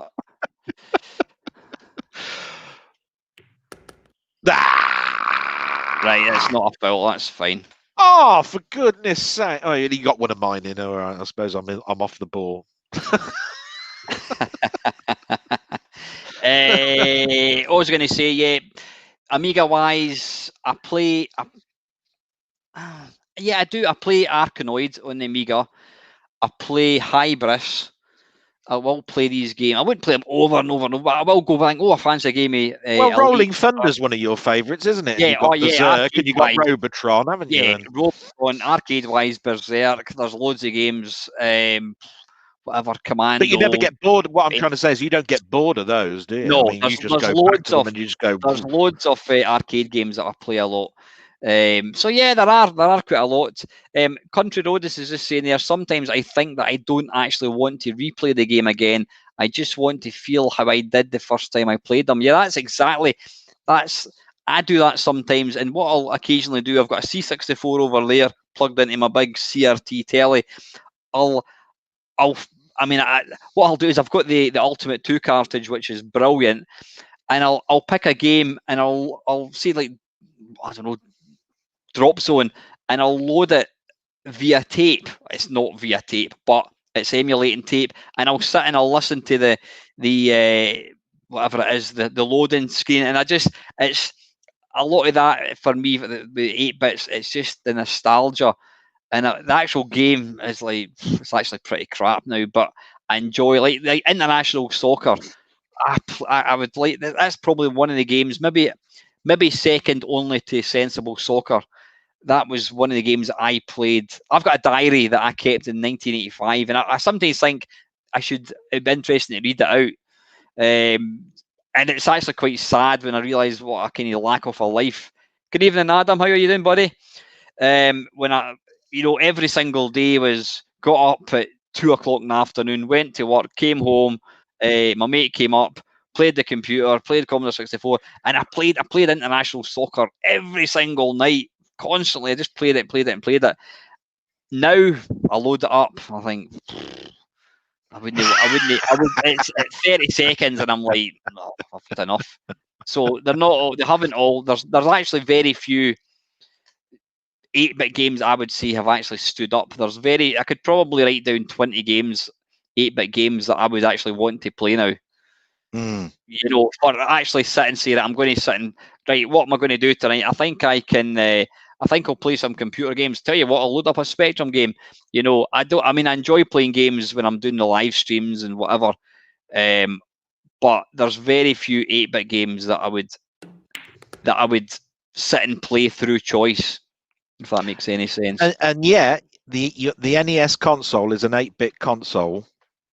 So if I would agree with you if you're talking computers, but there are 8-bit consoles that I would turn around and say there's a damn good set of 8-bit console games that you would probably sit back and go, yeah, you're talking Castlevanias, you're talking, there's just a shitload, Mario's and all of that sort of stuff. And I would turn around and say, yeah, I've got a lot of respect and I've got a lot of joy out of those. And those are 8-bit. So I have to sort of like disagree just slightly, but only because 8-bit stood around for far much longer than a lot of people can remember. 8-bit days go Atari 400, 800s, Atari 2600s, all the way up to the NES, and even the PC Engine is an 8-bit until you start getting 16-bit. So, and we're talking then 1989. So that must be a decade and a bit. So that's a huge chunk of time and a huge chunk of 8-bit games there. Definitely. Sorry, I'm just going to quickly see what happened there. Can you press R? Go and press the R button. I pressed R. You've got foul. You can play the ball in place or from the bulk. You get 2 visits with the first shot. A free play may be played. Press Alt to go to 3D view. Press Alt again to return and make your selection. Let me read that again. You can play the ball in place or from a bulk. You get 2 visits with the first shot of free ball. Press Alt to go to the 3D view. Press Alt again to return and make your decision. Okay, so... Can you press the R button, Dale, for a replay? I just want to actually see what happened. No, I can't press a replay. It won't let me because I've got to choose a ball. It's not letting me do any replay right. at all. Maybe you've got to pick it and then you can press it. Yeah. So if I've got a free ball, I can place it as well. Oh, okay, right. It's funny. Adam's saying there you can Sonic on the Master System, 45 minutes to complete and still enjoying it to play. Yeah, there's. I can see where, and that's why I used to enjoy playing Commando. I mean, I'm rubbish now, but I used to. I know you'll find that hard to believe. I used to like be able to just virtually play Commando infinitely because it was such a great game. I just enjoyed the whole experience. It's the same with Bruce Lee. I used to play that a lot just because it was nice and playable. Well, how do you make your selection? Sorry, it says press Alt to go to the 3D view. Press Alt again to return. So I've returned, and it says make your selection. So how do I make a selection on what? What can I make a selection of? I'm clicking everything. I'm clicking the pockets. It does nothing. I'm clicking the balls. It does nothing. I'm clicking my cue ball. It does nothing. What am I supposed to be clicking on? You've got StreamYard on a different computer from where you've got. I have. Yeah, I'm sorry. If you had that on the same one day, I'm totally lost now. You must be able to. So what's it doing? It's telling you to pick. It's telling you to pick a ball. I don't understand that because you're on so yellows. you can play the ball in place or from a bulk. You get 2 visits with the first shot. A free ball may be played. So I understand that, and it says press Alt to go to 3D view, which I'm in right now, and it says press Alt again to return, and then you've got to make your selection. But how do you make the selection? How? Do you not click on a ball? Is it got OK at the bottom? No. No, that's what I'm saying. No. There's no okay. See if you try and play a shot, press S or press A to take you back Okay. to the normal viewpoint. Right, I've gone to 3D view. I'm pressing then, S. It does nothing. I'm pressing all the keys. Nothing. Alt and S maybe. You've got to make a selection, but what? How would you do it? Now I'm stumped. I can't. That's the problem. I can't see your. I can't see your screen. No, and I'm not going to be able to do it. So I'm not quite sure what I can do here, other than forfeit the game, which I'd have lost anyway. Right, wait a minute. If I press help, I don't want that. I'll close that down. If I press that, settings, no, we don't want that. Cancel. Open table. Got it. What did you have to do? There was a button. There was a button. Press R. Can you press R? You had to press. There was no OK. You had to say bulk or in place. It could go and press R, Dale. Just out of curiosity, does R give us a replay? There we go. This is my bump. Oh, there we go. Right. Actually, I needed a wee. Good evening, Sandia. How are you, Squire?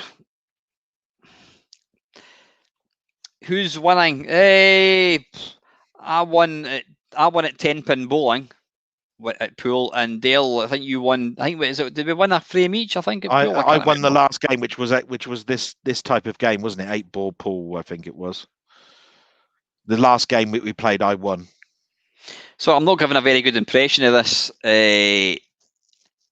Yes, Dale's. In fact, well, I've got to thank Dale for giving me these spanky headphones.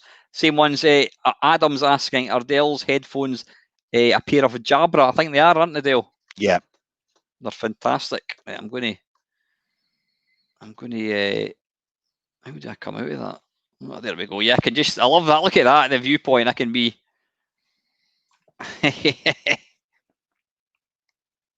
How cool is that? Yeah. I don't think I had 2 shots. I only had 1 shot. Oh no, I had another shot. I had another shot. I didn't know that. Oh, so I'm just saying. I beg your pardon. Be careful, Delboy. He cheats. Yeah, I know that. Jesus. Found that out first 5 minutes. Oh, Craig, we had all these rules that were coming out, and then it was like, oh yeah, you've got to move at the ball. Oh yeah, you got to shoot up. Oh, you can move the ball now. Yeah, oh, thanks. Yeah, look at that. Look at. Anyway, moving on. Look at the actual the thing. That is pretty damned cool. Look at that. Yeah. You know the graphics. You probably got ball track view and all sorts. Yeah, there is. Yeah, you can change. I don't know how you change mode. You can change how it works, but I think you're better off just with that. You can basically. Good shot. Now, see, if you guys were to buy this game, you could be up next. As it is, you're just stuck with watching us. But yeah, it's brilliant. You could have. I don't know how many people you can have in a room. I don't know. I think it's 5. Is it 5 people? There you go. So we can have 5 people, or we could have doubles, or we could just have winner stays on. Right, hang on a second, Dale. I'll just need to have a look. Oh my god! I mean, how good is that?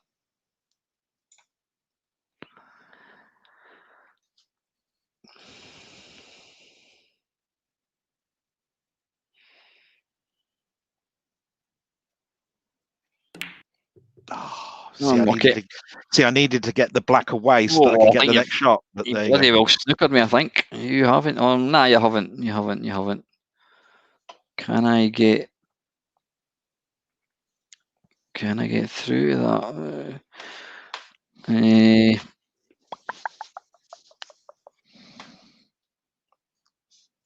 Anyway, I think you gave a really good answer that about games that you never get boring, because I think you were spot on with that. Yeah. Next question. Okay. Let's have a little look. Hang on. Milfy. Yeah. Now, I like Milfy. Always comes out with some really good questions. I always find them like you got to really read them and sort of like understand them. So here we go. Look, question for the next waffle. And it says hello again, by the way. Not much of a question, this one. It's also very probably impossible. Okay. But do you think that if some clever boffin was to invent an AI system, so an artificial intelligence system that could patch itself into old games and take control of the second player or right, more, okay. if supported, and play this player with various amounts of skill, would there be much interest in it? In other words, yeah, playing. Well, I suppose you could have any game that's only 2-player. You could have AI. But the thing is, as we all know, playing against a computer is just not as much fun. I mean, if you were talking about Jimmy White's Whirlwind Snooker, it's just ridiculous. Yeah. You can have the white could be tight on the bottom cushion, and the black could be tight on the top cushion, and they could be right in the line, and the white he'll cut it. I mean, it's just ridiculous. So it's a fine line. The AI is a very, very difficult thing, I think, to get right. So I don't know. Well, he gives an example. He says, think of games that have supported either 2 or more players, but did not have a computer control player or AI that sucked big time. Games like the Atari 2600's Combat, Gauntlet, Double Dragon, Bubble Bobble, etc. The artificial intelligence would, of course, have to be very clever, being able to work out each game and improve its tactics over time, thus getting better at the game the more you played it, until it eventually resembled a human opponent or sidekick. So yeah, that's like I said, a very intelligent question. Very intriguing. Yeah, I'm not sure. My perspective of it is that it's a little bit like chess. If you ask a chess master, is there a computer out there that can beat me? It's got to be the best artificial intelligence that's out there to beat me, and so forth. That question has been asked a million times, hasn't it? And from my point of view, you can always tell a computer over the human opponent. And even if it got better and better, I don't think it had ever come to the point where artificial intelligence is the same as you. It wouldn't learn your game to the point where you wouldn't have a random element about it. Because I could turn around and say, right, I'm going to look like I'm going to throw this game, and that will throw it totally off because it wouldn't have thought of that. And then and then you could hide that fact by just playing really well and then just making a foul move. It wouldn't know that you threw it on purpose. It can't think like that. So there's always that human element. But I'll let you answer now. Yeah, it's a bit like chess for me. So I don't think there's, as much as it would be an interesting thing, I don't think it's something that I would, if they brought out this thing that for like 50 quid and it turned any game into it gave it AI, whatever, I don't think it's something that I would buy, because I don't think it's something that would really appeal to me at all. Yeah. I don't think so, because when you have a computer, I mean, I suppose, like, what was the name of the game, Chaos Engine? You've got a computer not opponent, computer kind of foe, not a foe, that's an enemy. You've got a computer, what do you call it, a teammate, and it's just it's not real. So it's not something that I would have any real interest in at all. No, I mean, to kind of to flip it over. If you could pick a computer game that had, it was a one-player computer game, but you could pick one of the enemies or whatever, and you control it, you could have a second player, would that be quite good fun? And the one I'm thinking of is like Super Pipeline 2. It would be good fun if you could have one of you playing as I don't even know the name of the guy, unlucky. It'd be quite good fun having the second player playing the part of the wee guy that goes and what do you call it? Unblocks the pipes. So that would be quite interesting. I suppose, I don't know. Imagine playing Manic Miner, and you could play as one of the baddies. Like you could play one of the killer toilets, and you could. I don't know. That would be interesting. Turn it on its hat, yeah. Yeah, I don't really. Or like, what is Wizzball? See, when you couldn't play 2-player Wizzball, could you? You couldn't have somebody playing the cat, could you? Could you? I don't know. I don't see why you couldn't. Because obviously, you've got two elements, haven't you? Like, so you've got your main, and you've got the little cat itself. You could have one controlling that, and the other one. I think you can play 2 players, or is it just 2 players? Like takes turn each. Can anybody tell me that? I'm now that I think about it, I'm sure you could have co-op Wizzball, and one of the players plays the part of the cat, or the Catalite, to give it its proper name. Let's have a wee look here. Yeah, you've only got one shot. Don't cheat. Yeah, right. What can I do here? Right, I need to. This isn't going to be easy. Let's have a wee look. Yes, it would be an interesting, as Milfy says here. Yeah, it'd be an interesting thing, but from a personal point of view, I don't think I really get much enjoyment out of playing a game if I'm playing against a computer. I mean, some of the real early 8-bit games didn't have AI. I don't know if you remember a game I featured in. It was one of the worst Commodore 64 games, and it's called Wimbledon, or Wimbledon 64, and it was by Merlin Software, and it was programmed by Jason Perkins. See, you asked me what I had for my tea yesterday. Couldn't tell you, but I can remember programmed Wimbledon 64. Christ knows how. I've just got a memory for these things, and it was a tennis game. But you could only play. You had to play against a computer. It's like, and so it was utterly. I never played it. But when I was doing the video, I think I was doing it with the Cozer. What I actually did was I programmed the emulator so that the 2-player was controlled by the same joystick. So I was effectively moving both players with the same joystick. Yes. So yeah, I suppose you could say, oh yeah, we could make that AI, but there wasn't many games that required the AI. So no, I mean it's an interesting concept, Milty, but it's not something that I would really. I don't think I would really bother about. Right, hang on, I better get back to serious business, like trying to beat you at pool. Do you think we've answered that one? I think we probably have, Del. Let's see what else we got here. Sake. Oh, good God, this one. Could have made that any shitter. Is it my shot? It is indeed, sadly, yes. Okay, let me see if I can get this question out of the way then. Okay, from Skeletor the Supreme. Ooh. Okay. From a North American perspective, I feel Data East was probably the most overrated company here, but then again, a good portion of their games here were the NTS conversions of the Ocean games, except Wizzball, which was done by Mindscape. I like the Batman games, but aside from that, I wasn't a fan of most of the stuff they released here, but don't even get me started on their version of Ikari Warriors, which looked like it was developed using the shoot 'em up construction kit, the US-Canada version, that is. In fact, apart from Batman games, Kung Fu Master and Speed Buggy, the NTS version of Buggy Boy, I didn't really care much for anything they released here, at least out of the ones I played back in the day. Oh, I thought that was going to be a question, but that's an interesting statement. I have to say that.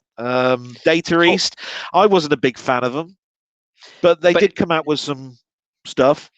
Oh, the early stuff. I mean, what I'm thinking, Bruce Lee. That was a data, and you know, whilst I think it's quite simplistic now, it's still a classic game. Zorro, not so much. Oh yeah. What other games did anybody else? I know Paulie Moz is in tonight. Paul, what other games did Data East? Did they? I think they did. Yeah, they did Kung Fu Master. I think, didn't they? I think. Did they do Kung Fu Master on the C64? I can't remember. Yes. was Data East / US Gold. So what he's saying is that Data East in America released a lot of Ocean games. Now we were talking about was a Waffle question. Somebody was asking me about what do you think is what company was overrated, and I think was it Panther? I think was in doing it as well, and I think we said we both agreed that Ocean. Now Gary Brace is going to absolutely hate me for saying this, but I think a lot of Ocean games were overrated. They did put out, they put out a phenomenal number of games, but a lot of the games I wasn't really a fan of. Yeah, but Data East, what other games did Data East put out, if anybody can say? See, I'm trying to think, but I mean, my brain's. I've been trying to take this shot though for around about 2 seconds, 2 minutes. Right, Buggy Boy is good. Had it for the Atari ST. Yeah, it is. I mean, again, it's another talking about what's the best one. The Amiga and Atari ST version of Buggy Boy does look pretty much like the arcade, but for playability, the C64 one's cracking. You know, it really is. Oh, good shot! Bloody hell. Looks like it's going to be 2-0. Just realised something. Dale first line. Yeah, I'm getting that idea. I'm just looking at the time. I said I thought I'll put in 9 till 11 o'clock. It's never going to go into 11 o'clock. So I think we'll call it a day after 11 o'clock. Any other questions at all, Dale? Well, there's one from a right bastard, right? I wouldn't trust this guy if there's anybody's going. Right, there's one from this Delboy. Christ, not again. All right, okay. I can't remember what I asked. Here we go. So, question. I know you have mentioned a possible want to be involved or front a mainstream TV show on computers or games or similar. Would being a curator or owner of an arcade game museum be a fantasy of yours? The ability to talk to mates, not fans, about games and computers, but best of all, own them and play on them as your daily job. Till next time, Excelsior. I've got some fantasies, but owning an arcade is not a fantasy; it's a dream. But I'll keep my fantasies to myself. No, I mean, I think I would love to. I would love to own. I would love to own like an arcade club and have all the machines. I mean, I always think that if I was to, I don't do the lottery, so I'm never going to win it. But if a great uncle or if somebody was to leave me a lot of money, I was to inherit a lot of money, silly money, I would give up my job, and I would absolutely want to have, I don't know, whether it was like some kind of arcade, whatever, amongst other things. Yeah, that would be nice. But I would love to be the next Dominic Diamond. I love doing what I'm doing on YouTube. And if I thought that if I could do that full time, I absolutely would. I'm never going to monetize my channel, but if YouTube came along and says, "Oh, we'll give you $2,000 a month for doing this," I'd be like, "You're on." You know what I mean? But yeah, I think it would. Why wouldn't I want to? Why wouldn't I want to do this and get paid for it? That would be quite nice. What about yourself? Would you ever think about? I mean, I've asked you before. Would you ever think about doing your own YouTube channel at all?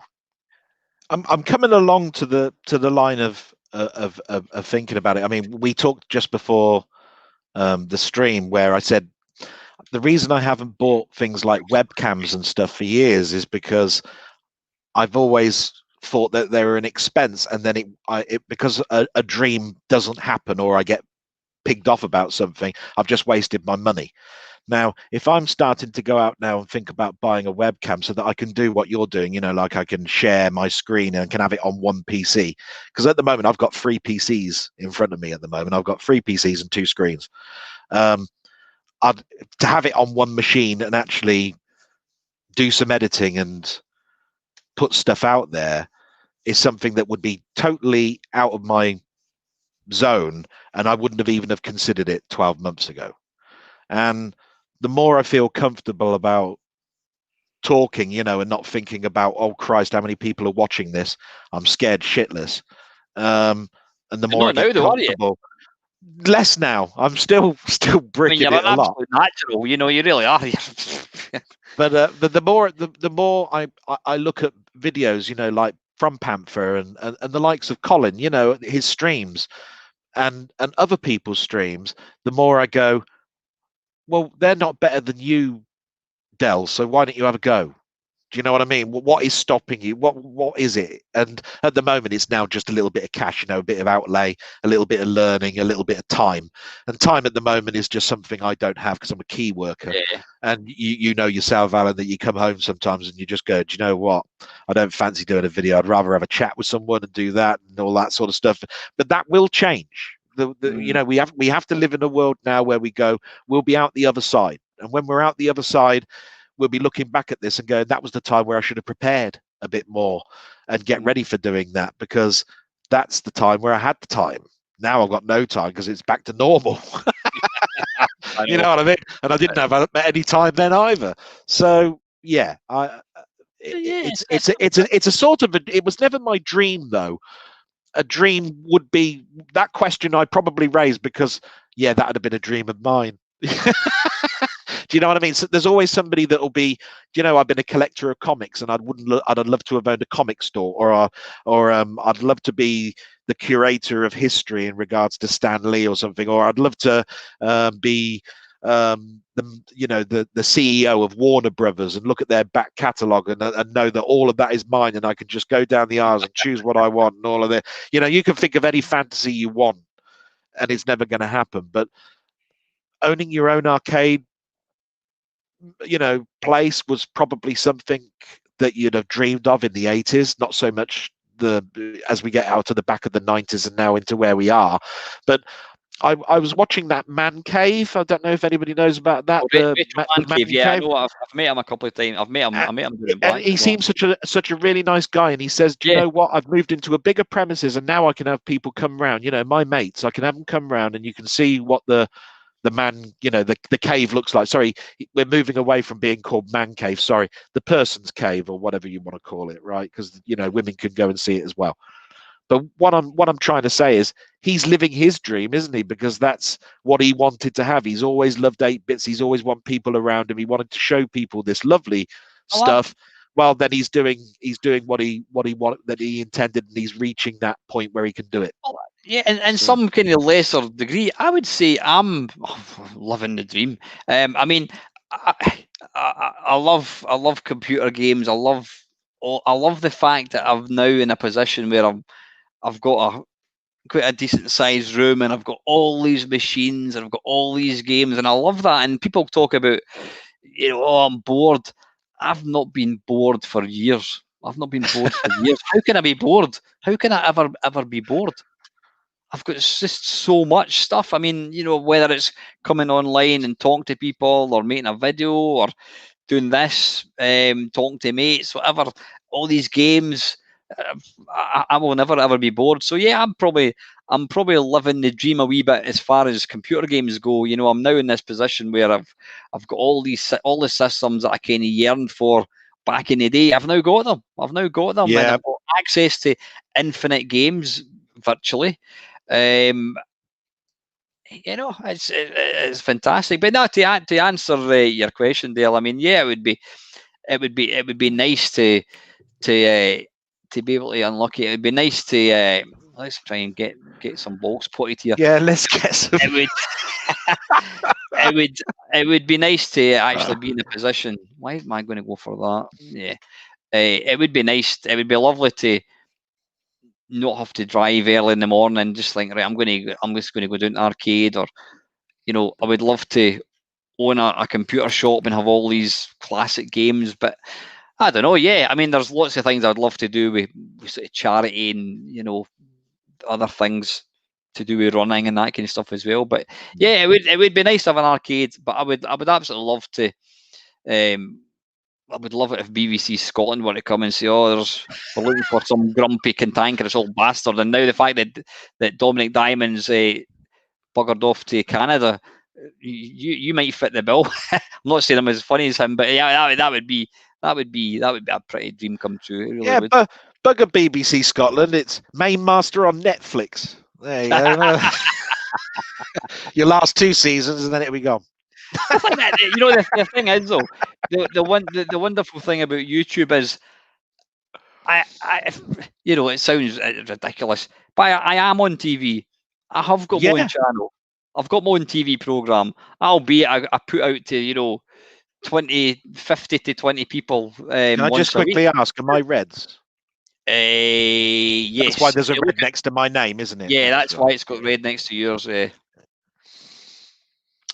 So yeah, I suppose I do technically have my channel, but you know, it'd be nice if YouTube were going to come along and say, we'll give you a couple of grand a month. And I say, that's great, I can give up my job, and yes, that would be nice. Mad Moments Go have been playing Alien Isolation. Alien Isolation, what is that about? Don't say it's about an isolated alien.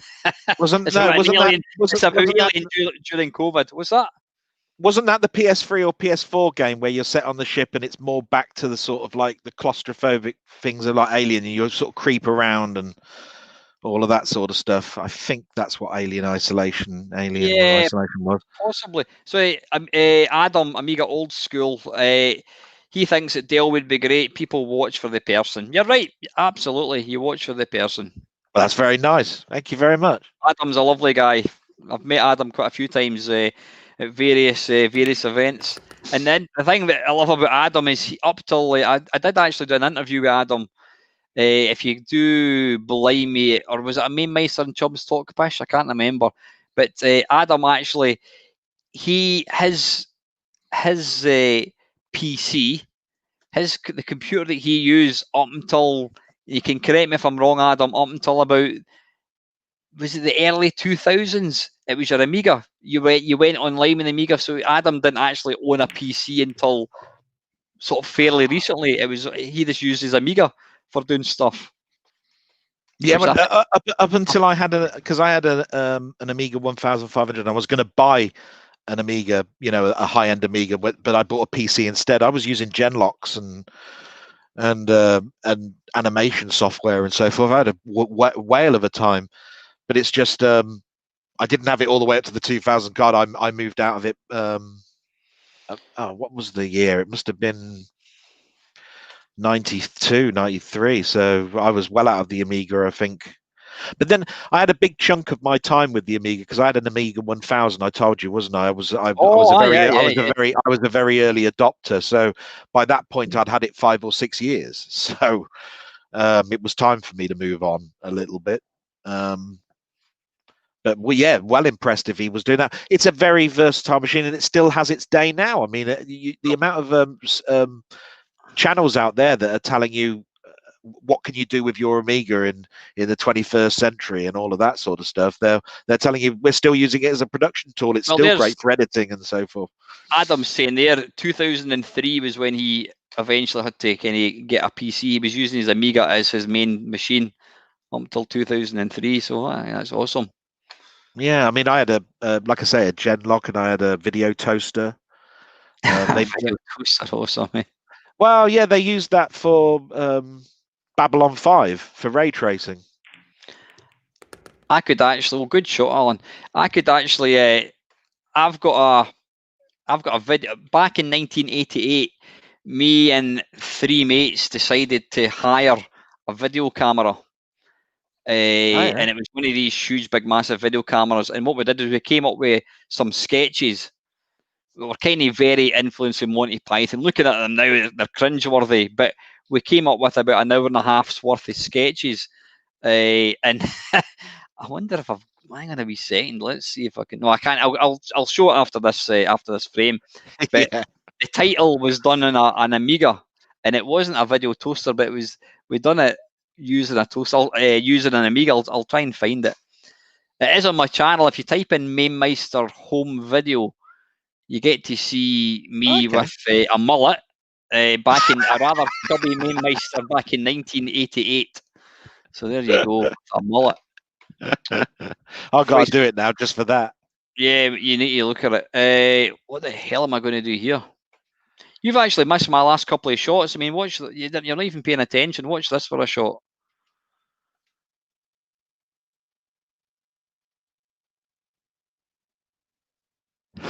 There's absolutely nothing on, eh? Right. You're gonna have to. Now, see, I don't want to do this. Split that pack up and then get them at the top, aren't you? I don't want to do this, but I think the rules in this is if I hit I could put your ball using. I mean, technically that's the rules of this game. I can, because I think I did that by accident. I could pot your ball as long as I hit my ball first, wasn't it? Yeah, I think you did that in one of the shots from last game, actually. So I'm going to give that a go. At the end of the day, that's one of the rules. What do I want to do here? See a thing that I found interesting. I was watching a YouTube on snooker. Now, see if I want to play that yellow, but I want the white to bounce off the cushion. What I used to do is, I'll put top in the ball.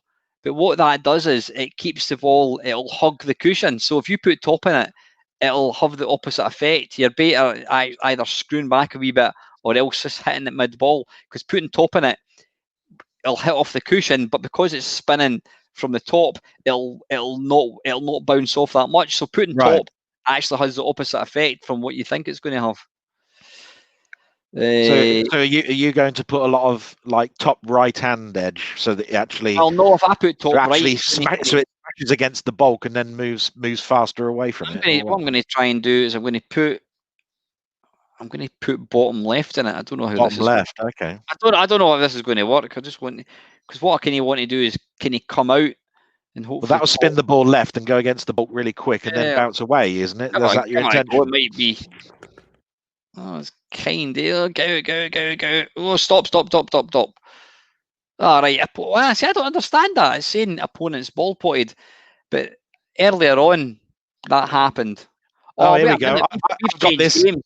We've changed games. This is a different game we're playing now. Yeah, I was going to tell you, but I wanted to win again. I've got this damn press alt again and choose whether you want to go against the bulk or whether you want to. Oh, there you go. Right, you can't put right. We've changed. It's probably not a good idea. You're better getting a game and sticking with it, so that we both get to know. You get to know the. You get to know the rules. I see. This is a 8-ball pub old. So, yeah. I've never had so much fun in my life. Right, hang on.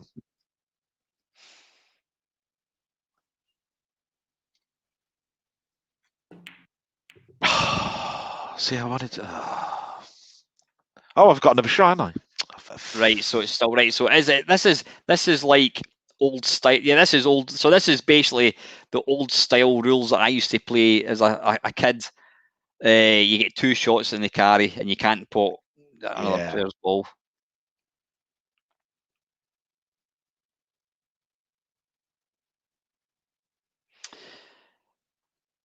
Yeah. What was it? P-Paint. Was it Perfect Paint was better as you could import? Yeah, D-Paint. That was the. What the hell? Why did that happen there? Because I was shit. Wait a minute. How did that happen? Again, just to show you how bad I was. Look. Oh, dearie me. It wasn't that bad a shot, but it's just that. Yeah. Look at it be the white spinning. That's a bit. Doesn't look very realistic. Yeah, deluxe paint. You were talking about perfect paint and deluxe paint. You go. Yeah. That I used to. Everybody put the color cycle, and then you drew a line, and it was animated or whatever. Well, you can see it was a big thing because if you look at Defender of the Crown, that's how they did the water effect. actually quite clever. You know. I was watching an Alec Higgins versus John Virgo demonstration, and Alec, see this yellow here? This was kind of like the shot, and he basically potted the yellow at the top corner, and it was just insane. I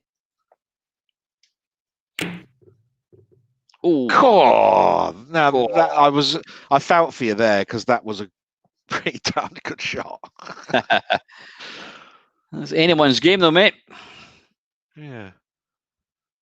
Right, here we go. Milthy Swinbuckle really enjoyed the best movie vid this week. Question for Dale.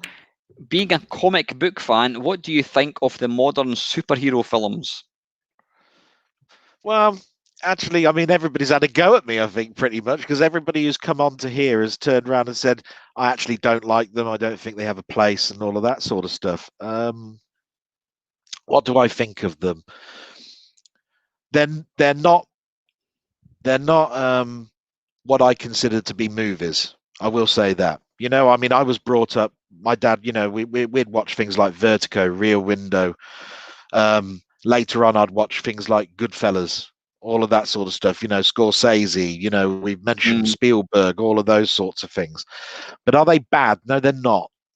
I think they have a place. It's that type of film that we used to watch in the 90s where you bought some popcorn, you went to see a spectacle, and you came away going, that was quite entertaining, really, but it has no real substance, really, to it.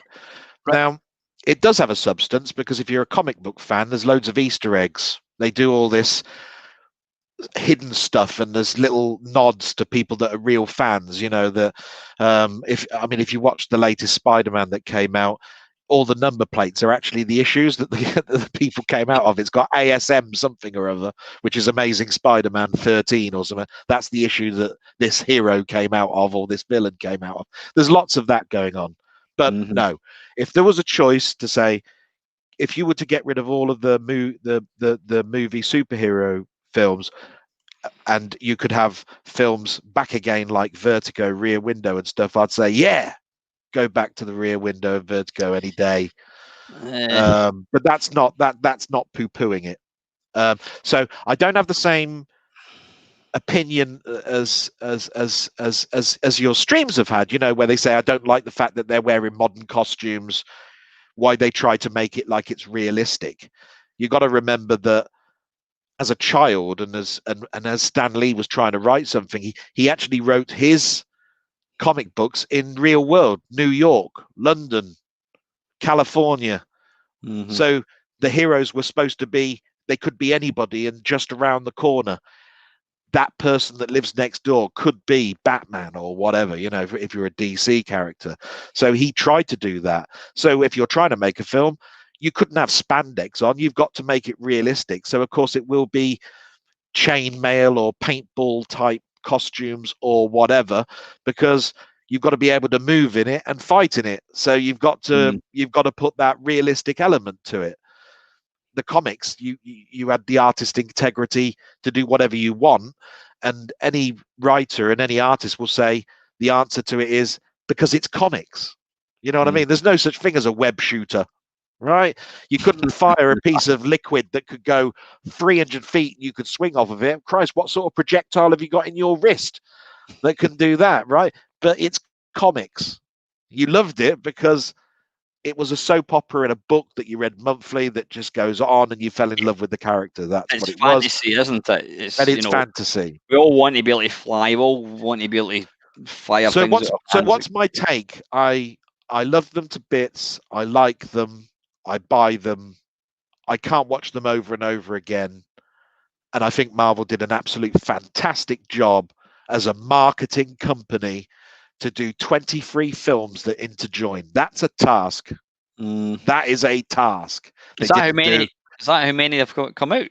That there was 23 films. I think it was 23 or 21. 23 films. If you go from the Iron Man film all the way up to the Avengers Endgame, there's 21 films. Wow. And they all interlock, and they all have a little thing at the end that says, here's the hook into the next film, and so forth and so forth and so forth. So that kind of bypassed me, I kind of missed that. I've seen them. What do I think of them? Again, it's just, a film to me. Don't get me wrong. I love watching. I'll quite happily sit and watch something like Schindler's List, and it makes you think about, bloody hell, and or films, or one of my favourite films is Alive, where the plane crash. Oh yeah. It's people. Oh, is that the one where people? That's the plane, isn't it? Yeah, but it's like when you watch it and you think, "Christ, that was actually real." Terrifying. But then I also enjoy watching Marvel. You just switch your brain off, put them on, and go, "Wow!" Actually, it was Ricky Gervais that actually said that Marvel films aren't films. They've got more in common with a funfair ride. Yes, that's it. That's a good analysis. It is. It's watching what's happening. That's kind of what it is. take it like this. You could look at it and say it's a 3-hour Flash Gordon from the 40s episodic film. You know what I mean? You know, there used to be Buck Rogers and Flash Gordon and Tarzan and all of that, and you used to watch them and they were about 25 minutes long, and you said, come back next week and see the conclusion or whatever it is. That's what it is, only they're 2.5 hours long. Oh, damn it. Yeah, I know what you mean. Yes, yeah, you should be able to hit down the way. If it's proper old school, you should be able to hit down the way, though I can't guarantee that. But you can't. Oh, right. So I've got to fire up the. I've got to fire. No, I would imagine. Well, if it's old school pub, it says I've got a free shot. So yeah, you can move the weight. Remember, Dale. No, but I was just going. Can I go downwards, because I think you have to go up the table, so, don't you? Don't quote me on that. I mean, I would imagine if it is, yeah, you would have to. I mean, you can't hit it, so I'd imagine you'd be able to go down the way. So what happens if you're playing an American pool game and you've got? I think you would have to play. I think you would take a free shot. You'd have to hit the yellow, and then you'd be able to go back on yourself. You know what it is? That's what I think I've got to do. I think with most American pool games is you can move the white anywhere on the table. I think that's the difference. But remember, you can move the white, so you can move your own. Yeah, but I think I'm just going to gently hit your yellow away so that I can come back and get these ones in. That's about the only thing I can do, because I don't want to take the risk of playing down and then finding out that you had to play up the table. So I'm just going to knock your yellow so that I'm away like that.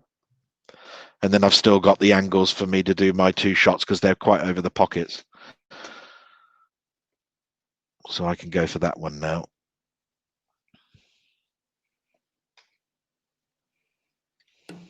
Like that. Oh, good shot. It's unlucky. No, it wasn't that great because I overshot it, but there we go. Yeah, I'll let you see there. That's what you're trying to cut.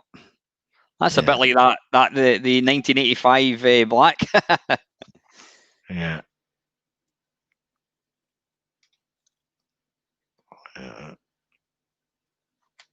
Oh, lucky. I weren't far off. Unlucky. Bloody hell.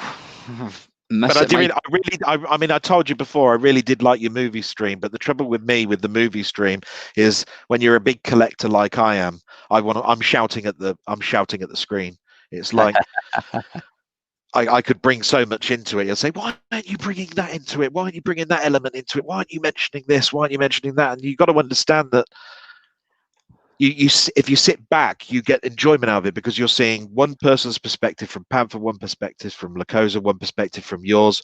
One is looking at it from here. One's looking at it from the fact that it's in their personal favorite. And the other one is going, I haven't even seen it or whatever. Right. So, and then you don't need to know all of the things like I know, like who composed the music in it and who wrote the screenplay of it, and there's a director's version that nobody's ever seen and all of that sort of stuff. Okay, I know that.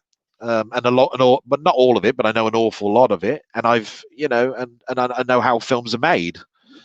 I mean, I've been in one. By the way, I was in the film Apocalypse in 2005, which was a zombie film that was filmed in my hometown. I noticed that, and I noticed that. I was going through your photos on Facebook, and I did see that one, and I was trying to find. I couldn't find anything. Is there any clips of it on YouTube or that? The film was released. It's Apocalypse. It's called Apocalypse. It's by Sam Josie, Jope or something. Anyway, it was released. Yeah. His next film. Is there any clips when you're in it? Oh, I'm in it. Yeah. Is there any clips that you can bring up on YouTube? I don't know because I mean I've got the whole film, but I haven't watched it in a while. I'm basically an extra, but I'm what they call a lead extra, if you see what I mean. In other words, you'll see me in lots of back shots. I don't have any words. I'm just being killed by multiple times in different scenes, and they've changed my makeup and all of that sort of stuff. Do you see what I mean? But the thing about that is that I saw the shooting script, I saw the scripts to the film, I saw the editing going on, I saw the director calling, and how he was composing the shots, I saw the scenes being met up, and I saw the stuntmen teaching you how to be a zombie. Right? All of that just by being an extra. Superb. And that's why I go, I can say that I've been in a film and I know what my dream job would be, and my dream job would be the actual editor. He sees the whole thing.